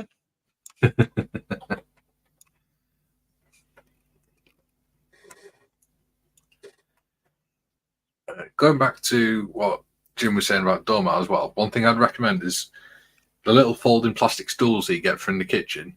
Put one of them under your desk as well, because it helps to raise your feet up. Yeah. So it stops the, it helps with the circulation. And you can fold it up out of the way when you need to.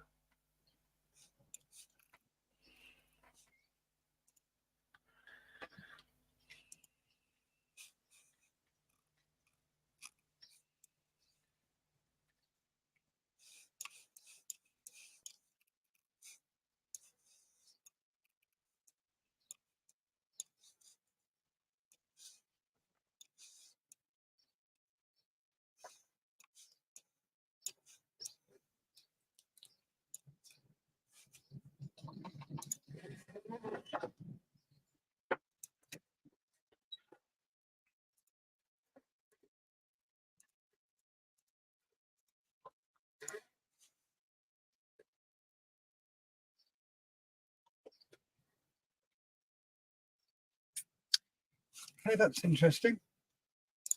What's that?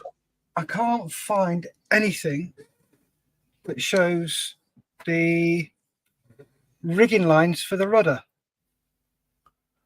Were they internal? I don't know. No, they've got to come out somewhere. There's got to be something that comes out somewhere. Because if you have a look at the tail. Oh, see what pictures I've got for you. There you go. That's the tail. Yep.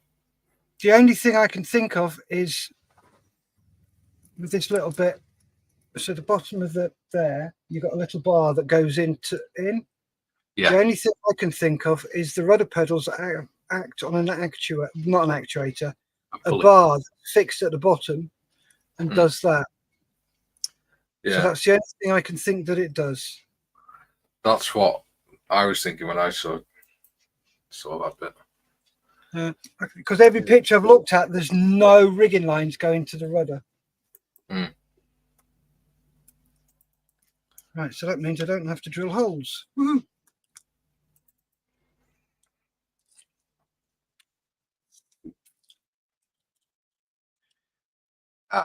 There's none to the rudder, but there are some to the elevators. Yep, I've got pictures of the elevators. Yeah. Thank you very much.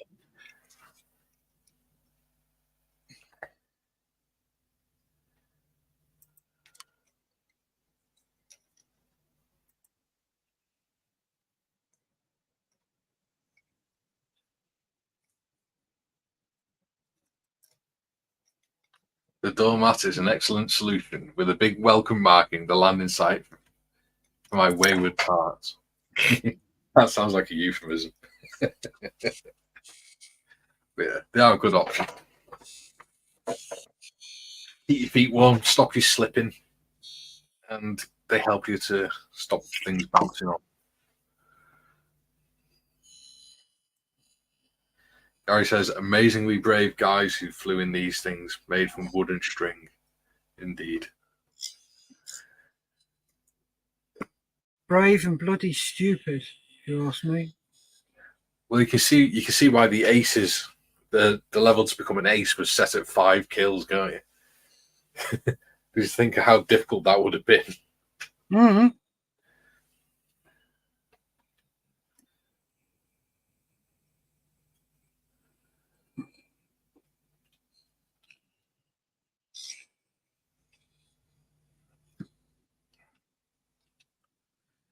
most famous fighter, one of the most famous aces is Roald Dahl. Yep. Pretty much every child in the Western world knows who Roald Dahl is. And if they don't, they need educating. Yes. Totally agree on that. I can't believe they're trying to change his bloody books.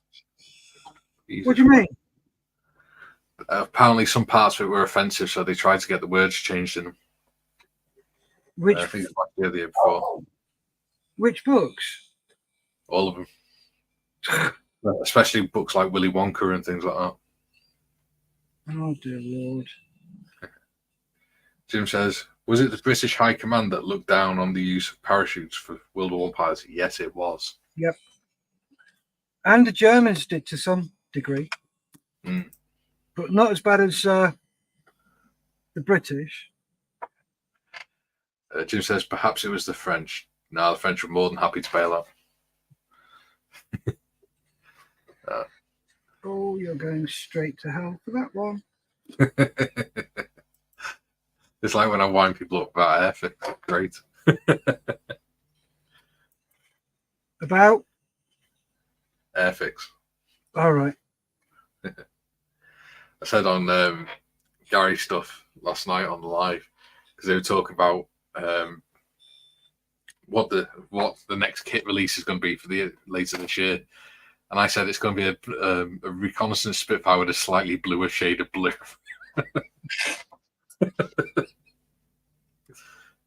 Gary said, yes, Jim, they thought the pilots would jump out of a possible landable plane. Yep. I've actually got a really good book called Knights of the Air, and it shows you all the kit and everything that they used to wear and things. It tells you about different fighter races and stuff in the First World War.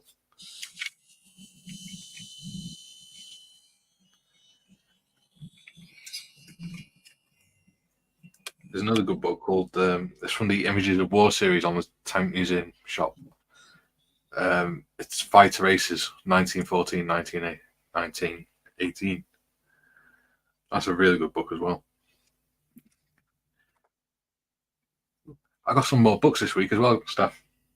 Oh, cool. Some new World War One books. Nice.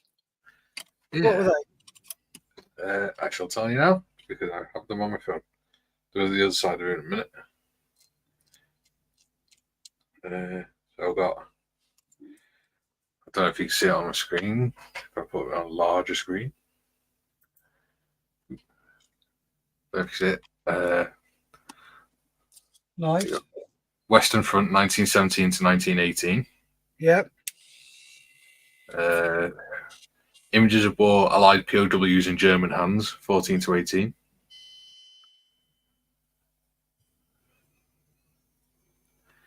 Remembering Tommy, which is all photographs of all the kit and equipment British World War I Tommies used to carry. Oh, nice. Yeah, and it tells you about each bit of kit and stuff like that, even down to like, you know, when they first signed up. Yeah.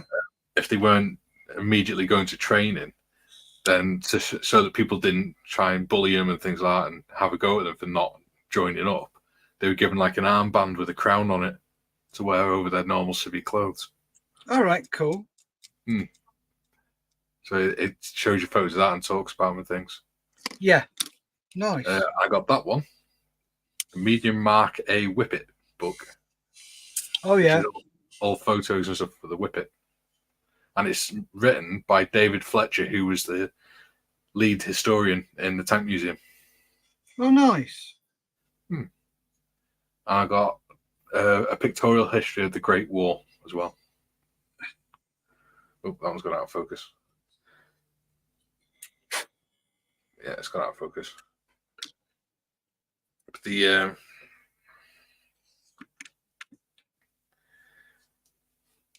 the only one that cost more than £4 was the Whippet one. And that was £4.50. No, that one was £14. So that one was a treat. But the rest of them were like £2.99 and £3.99. Cool. I love the Tank Museum. Most of my books are from there.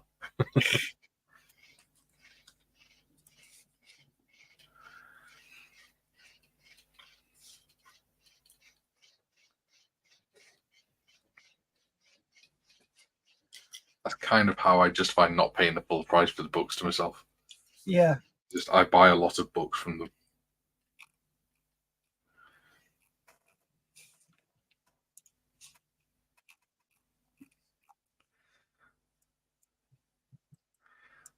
Gary Morris, how dare you disrespect Aorfix even on your birthday? How dare you correction, how dare you disrespect Airfix even if it's your 50th birthday? It is not my 50th, you old fart. I'm nowhere near your age. Oh, sorry, you're 10 years beyond that, aren't you, mate? You're a year older than my dad. Jim says, excellent books, Mike. You can't get enough Osprey books. That's true.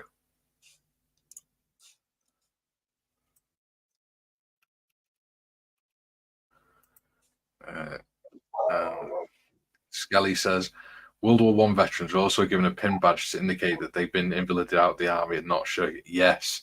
And that was down to the White Feather Brigade because they were harassing veterans, even the ones that had lost their limbs and things like that. Yeah. Trying to publicly humiliate them and like getting other people to try and abuse them in the street and stuff.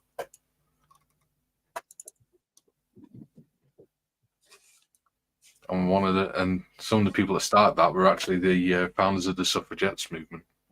It was the militant arm of the suffragettes that started it. Yep. Right evil bitches, weren't they? Yep. Jim says, I would order much from Bovington. However, the post charges are just too much. Well, yeah, they would be to Chicago, wouldn't they? Yep, just a bit. But I'm sure there's a tank museum in the US that do bookshops and things, which I'm sure they'd be glad of the support.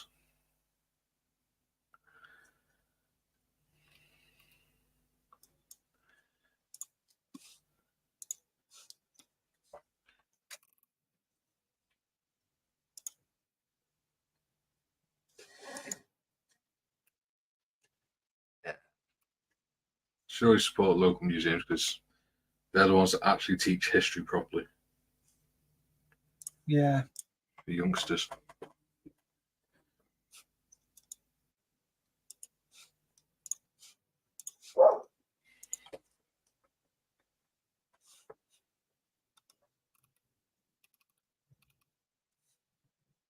Jim says, good idea, Mike. I'll look them up. Yeah. There is a US Army museum. It's part of the Smithsonian, I think, or part of their sort of umbrella.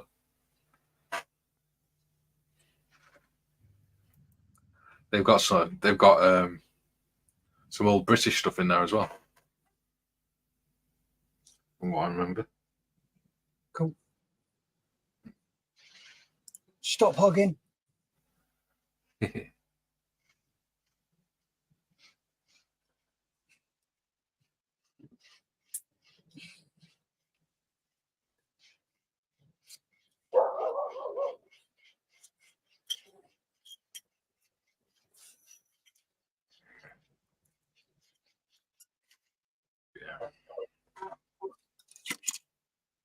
Yeah, it's like my stepson came home one day from school, and we were talking about World War One and watching a documentary, and he said, the the matches in World, the song, it's Pack Up Your Troubles. I went, yeah. He went, well, that's about Satan, isn't it? And I went, no. What makes you say that? He said, well, my teacher said that it says, light up your Lucifer and things like that. He said, they're talking about Satan in it. I went, no. I said, Lucifer was a brand of matches. That's why they were lighting them up, mate. Yep. Next time your teacher tells that, tell them to come and give me a shout and I'll educate them. Imagine telling kids that it was about bloody Satanism. I know, that's complete and utter ignorance on the teacher's part. Yeah. I mean, it's blatantly obvious from the song that they're talking about lighting up a cigarette. the thing is, that if you don't know what a Lucifer is, Yeah. rather than researching it, they've just assumed they know. Yeah. Because of the teacher. Yeah, and they think they know best. I'm a teacher. I know better than anybody. I can't say much. My stepbrother's a headmaster. Just remember, those who can do, those who can't teach. Jim says, I'm constantly turning into UK-based live chats and following UK modelers that I tend to think in terms of what is available over there. Yeah, that's easy to do. That's one thing I've always wondered. What is the American obsession with the Brits? I'm really sorry, Jim. I apologise profusely for that, for this, what I'm about to say. I think it's probably our traditions. Could be.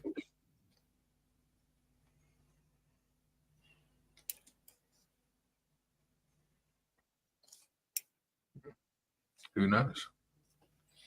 The secret of the black magic box.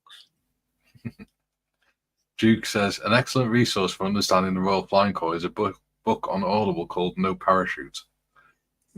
Interesting.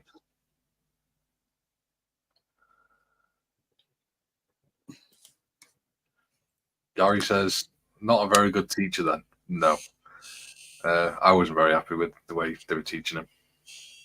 Well, I'm a stepdad, so I don't get much say in that. He's in different school now anyway, because he's gone up to high school.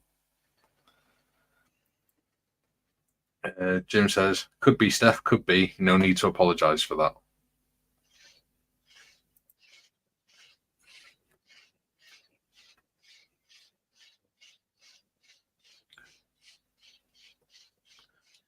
Like the old saying, in America hasn't been around long enough to have a tradition.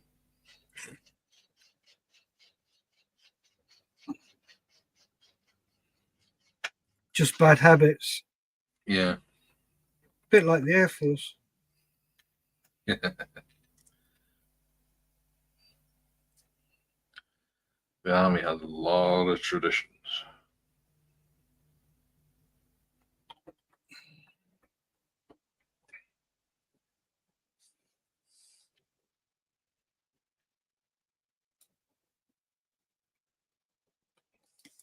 I think this needs to be a bit further back.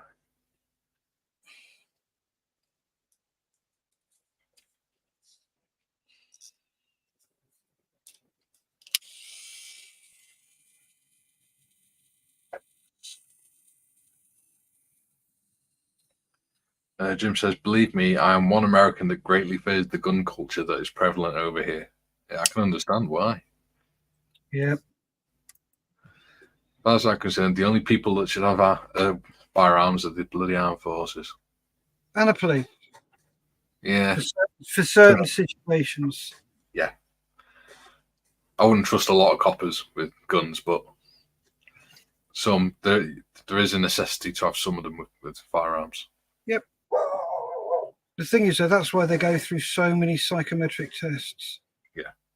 To see, are you capable of making those sorts of decisions in that situation? Yeah. And the vast majority that are tactical firearms officers have that ability. Yeah. Well, there's a lad in our unit. He ended up joining Special Constable and then became an armed response officer in North Wales. Mm-hmm.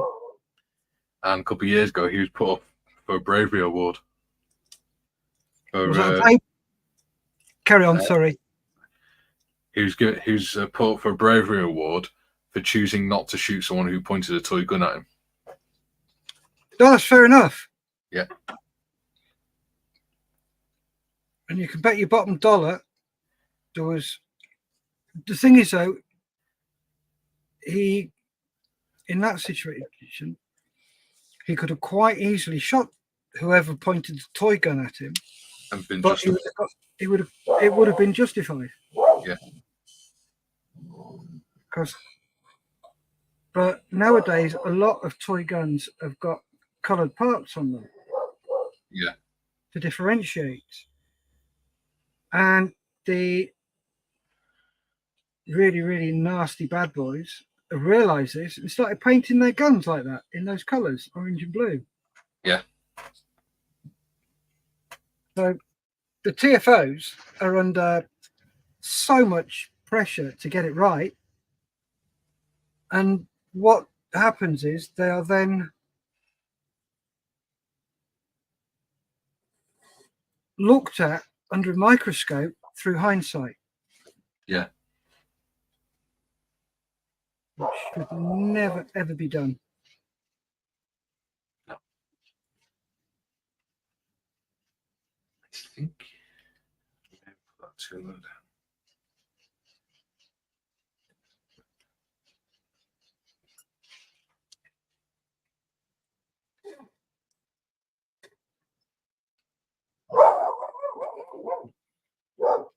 That dog sound. He's protecting us.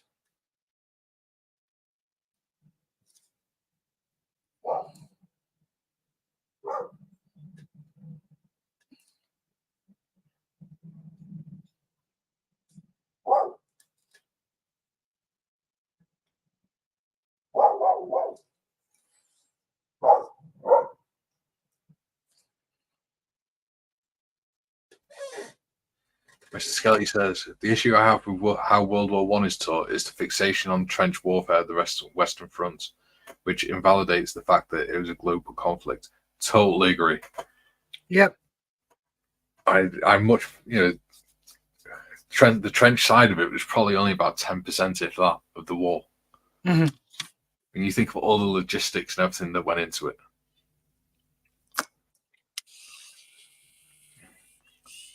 I mean, obviously the numbers that were killed were absolutely horrific, but they were only a small percentage of the people that actually went over there to fight.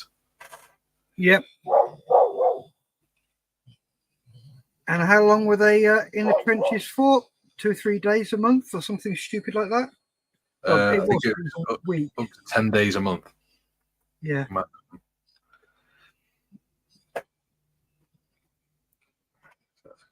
Apparently it's usually between 7 and 10 days each month.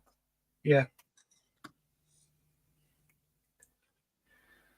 Did you watch that film where they recolorized all the old footage?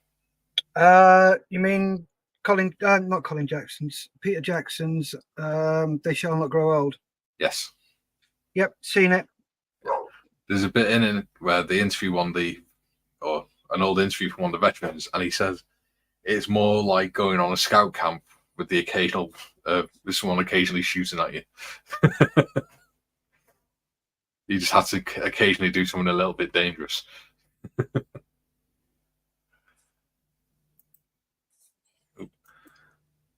Among other confrontational ways of life here in the United States, yeah. They do seem to be very combative in the US, don't they, with each other? But they're very polarized. Jim says, Dave Skelly, totally agree, sir. That was me for a long time. Skelly says the difference between the way the US and UK think about firearms, I think, is in the US being armed is a right which can be purchased. In the UK, it's a privilege earned. Correct. Yep. Jim, for us over here, it's the mess up with that bloody Second Amendment that must be revised. Yeah. Good luck with getting that revised. Yeah. Dave Skelly says, Jim, there's a new podcast just started called Myths and Reality of World War One. Ooh, I'm going to have to have a look at that one.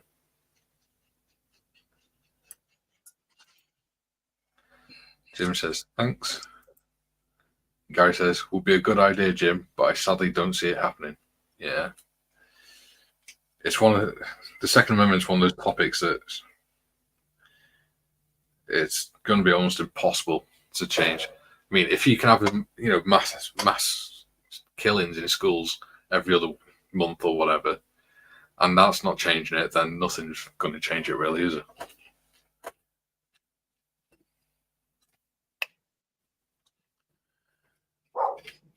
I mean, we only had Dunblane, and they banned all assault weapons and handguns.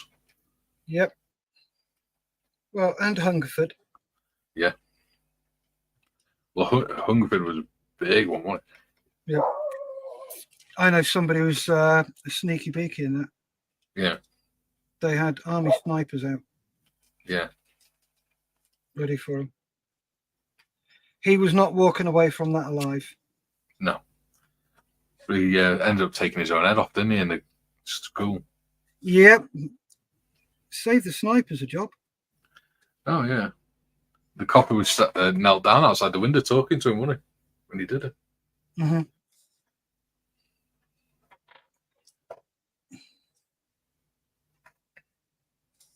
I can't believe he was able to have an AK-47 back then. It's ridiculous. But as you said, it was a privilege. And if you didn't show any mental health issues or anything like that, the thing is that you don't have to present mental health issues to do that. Yeah. A lot of the people who do it are not mad. They're not people who see things. They're not people who hallucinate. They're not people who hear voices in their heads or shit like that. They are very sane, very intelligent people who know exactly what the bloody hell they're doing. Mm. You can't be mad and plan shit like that. I'm sorry. No.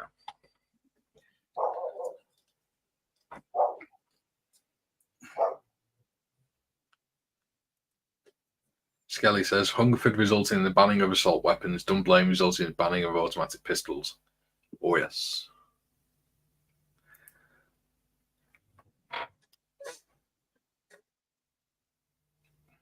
It's always got me how the politicians use the term assault rifle or assault weapon, because it's only an assault weapon if you use it for an assault. Otherwise, it's just a semi-automatic rifle. Yep. But it's like they use it because they think it causes fear in the public.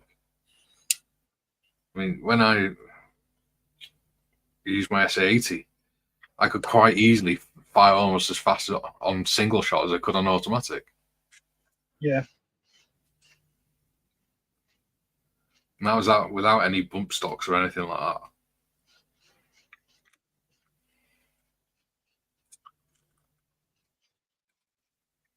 Right, give it another 10 minutes.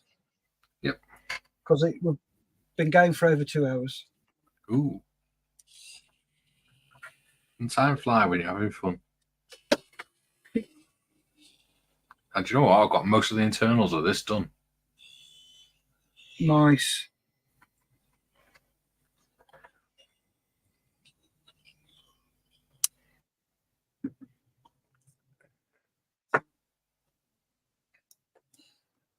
Jim says there is almost no cooperation or relations between police, community, and government. So much fear and anger prevalent in our society. Yeah. I will say, though, North Wales police are actually getting pretty good with public relations now. They've been focusing a lot on engagement with the community the last year or two, and they're doing really good at it. I was talking to one of our local PCSOs yesterday. It turned out he was actually someone that used to be in my unit, and I went through basic training with and everything. And she's sort of like a big sister when we were in. So I was talking to her, and as soon as I saw her, I shouted her. And then she just shouted me and then just ran over to me and gave me a massive hug in front of everyone in all the bloody PCSO uniform and handcuffs and everything.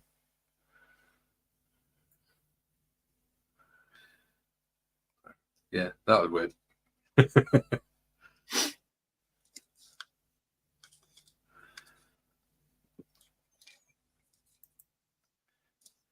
Jim says, sorry guys, this is a modelling channel. Let's have fun and build a model. It's absolutely fine. Doing the modelling allows us to have these discussions calmly and as friends, rather than getting all arsy about it.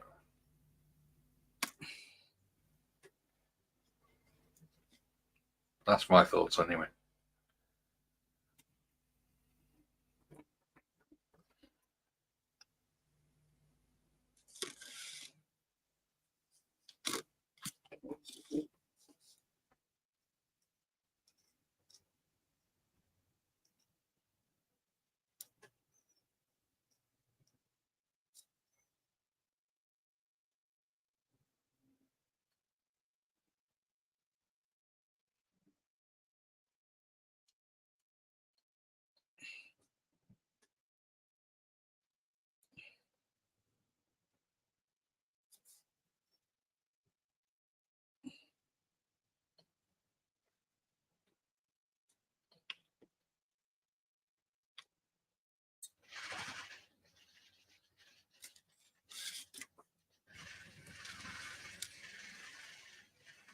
Gary says, just need to build and fit the propeller, and then my Spitfire will be ready for decals. Wow, you built that in like, what, 2 days? 3 days? That's impressive. I can't wait to see it. Make sure you put it up in my Discord in the Creative Projects channel. You've been doing quite well with that. Yeah. Jim says, that's very true, Mike. Not used to calm exchange of opinions, convictions, and thoughts here, except with my very close friends. Well, there we go. That's what this is all about. Yeah, having that ability. Yeah. It's all right talking about it as long as you're not an arse about it. Yep. And if you're an arse about it, we'll just kick you off. Dead easy.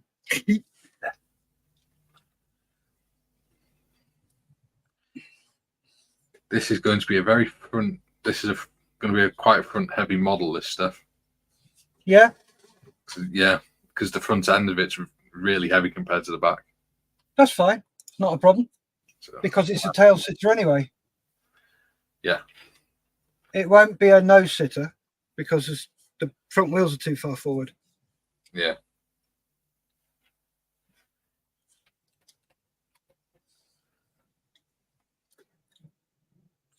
Stay there. Might put some super glue on that to get it to stick a bit quicker.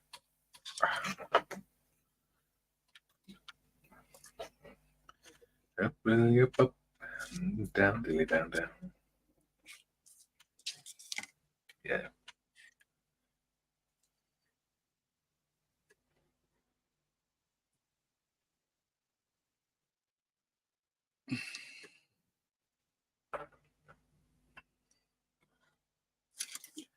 That could also be another reason why Americans like British channels so much, because we don't tend to get too heads up about things. We're not overly emotional. Well, for the most part, anyway. And also the fact that there's bugger all adverts on.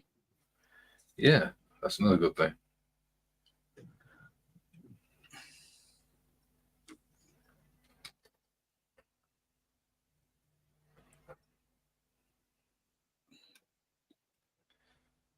Well, because I've had quite a few American friends with being technically being a Mormon. I've had quite a few American friends, and it always surprises me how emotional they get over the slightest thing.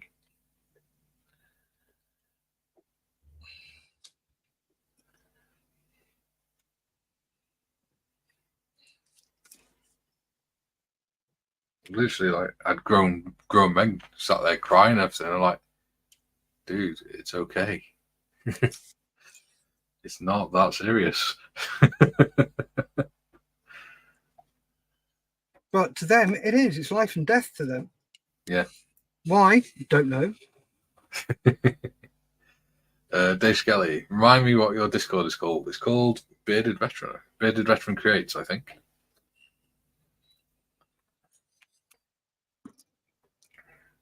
Therefore I am.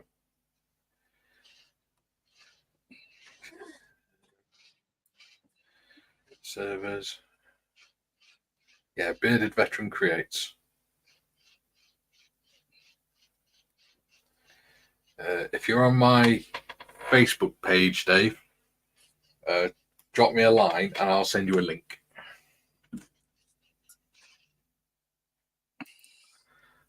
Jim says, very true, Mike. So much noise and confrontation on all topics here.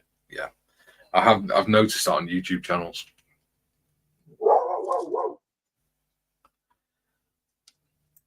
Very emotional, very opinionated.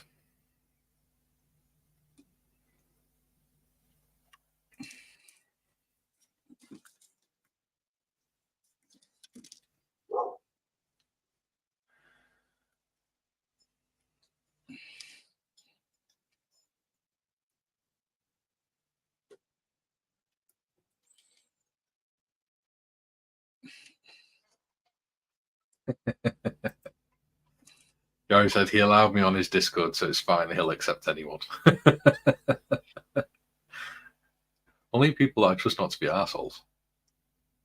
Is that why I'm not on it? You are on it. Am I? Yeah. Oh, bugger, I'm going to have to change that now.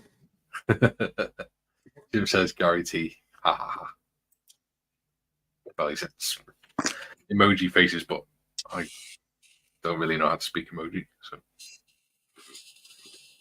I'll just interpret. I'm pretty sure you're on it anyway.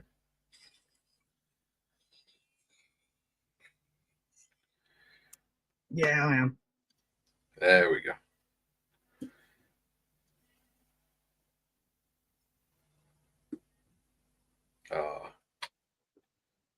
Message off my granddad saying I'm welcome for my birthday card. He's all in with the kids now. He uses WhatsApp. Oh, get him. Yeah. I think he uses it more than I do now. Skelly says, sorry I had to have an emergency wee. What was the Discord channel? It's called Bearded Veteran Creates. But if you can't find it, drop me a line on my Facebook page, which is the same name, and I will send you a link. And it's all scale modelers in there. Except from, I think, like 2 people. But they're pretty cool and they like seeing the work we do.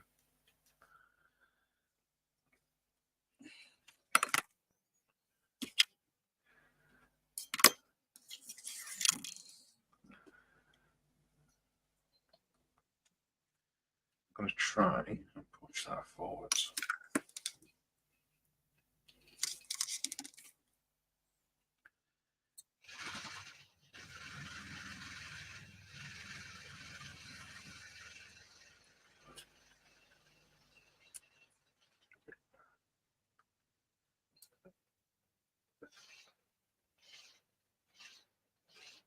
Go forwards.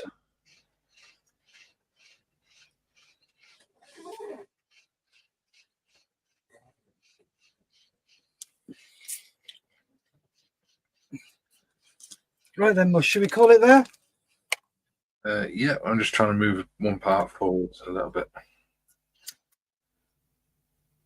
Because it's glued into the wrong place slightly. Mm. It's causing the cockpit to bend a bit. It's because the way the diagram's been set out, it's not showing it very well where it's supposed to be glued. So if you look on 18, Yeah. you've got the fuel tank frame and the ammunition boxes. Yep. So if you follow the arrow down, it shows that it goes into the back of those little lugs in the middle of the wing. No, it goes into the front of them. Yeah, that's what I mean. It goes into it goes in front of those 2 lugs. Yeah. And then the next one goes. Then you've got the rudder pedals goes in front of the next set of lugs. Correct. But if you put the rudder pedals right up against them lugs, then the cockpit won't fit far enough forwards. Okay. So you end up with the top of the front hoop sitting in the slot for the top of the cockpit fuselage, and the bottom end being too far backwards because the steering column gets in the way, the control column. Right. So what I'm having to do is move it so that the cockpit frame's against them lugs and move the rudders backwards, or forwards, should I say. Cool. That straightens it out a little bit. So I just need to put some glue on there to get it straight.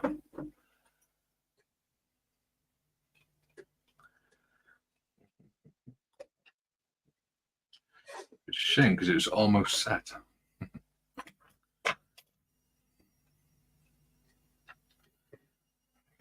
I should hold it.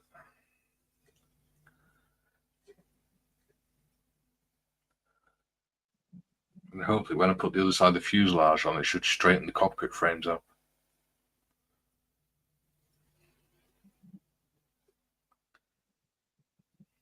What I have to do is just clamp it whilst we do the tatty buys.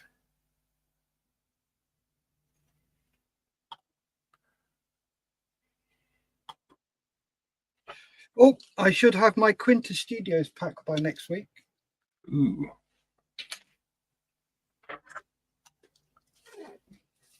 It's going to be interesting to see. Looking forward to that. Mm. Yeah. Right then. Do you want to stick us on full screen and I'll go through what I've done? Yep. So, there's the base layer on. Nice. I think that might be all right with just one layer. Yeah, looks like it. Do a thinned out version of the wood and then just paint it over, and that should give me a good idea. Yeah. Just so it's basically a wash, so it goes into all the crevices. So I'm happy with that. And there's his helmet.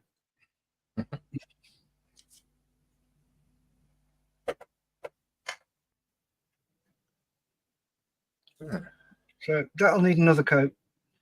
Actually, I might send you a picture because I've got in that book I was talking about, the Knights of the Air. It's got photos of the German pilots' uniforms, and I'm pretty sure they had black helmets, black leather helmets. Well, this is from PJ Productions. Yeah. They all had different colours and different style of helmets. Yeah. It all depended on what they were flying, who they were flying with. Yeah. So I've done that, and I've drilled lots of holes. Drilled that hole there, same on the other one. So just leaving these to dry. I filled a little drop in there, so same on the other part. And you can't even see them on the camera. There you go. All my eyelets are in. All these parts here will have jobbies on them. Yeah. You know what a jobby is, don't you?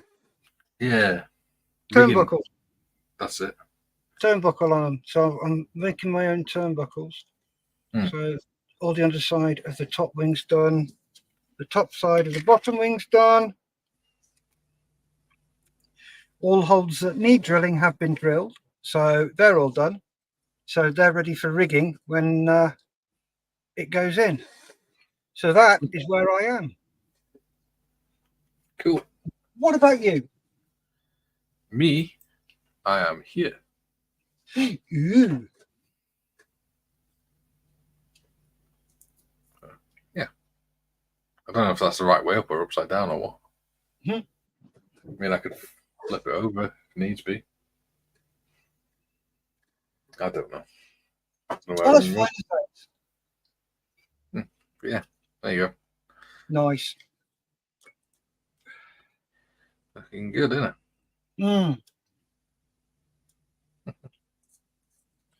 Right, what about your rigging coming out to the back end? What are you doing?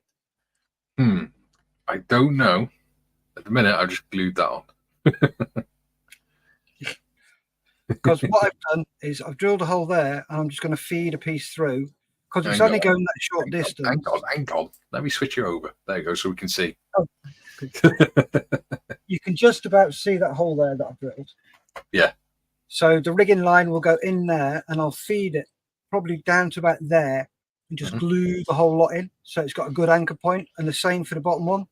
Yeah. So I'll take it down halfway and glue it in just to give it good anchoring, and I'll just put dabs of super glue all the way down. Yeah. Leave about that much on the arse end.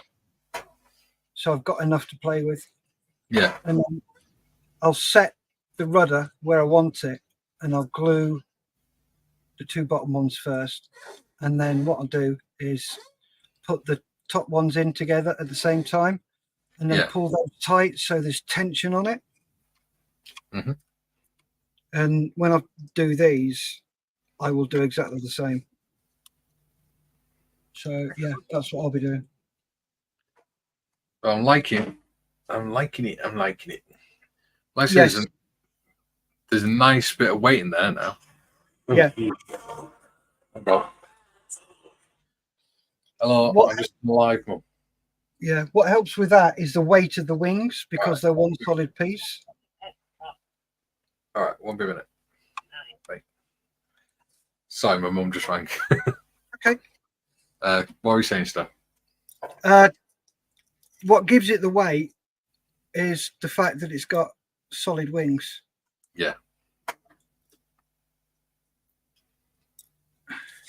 Right then. That's what I've done. A few chat messages. Jim said, thanks for a great start to my Friday. Be seeing you. Cheers, Joe. Bye. Duke says, lovely work, guys. Thanks, Duke. Cheers, Duke. And Gary says, looking great. Thank you, Gary. Excellent. So, do you want to say your goodbyes? Tatty bye. Stay safe. Keep modelling. Right. And goodbye, everyone, from me. Right up, so go on and do not stop.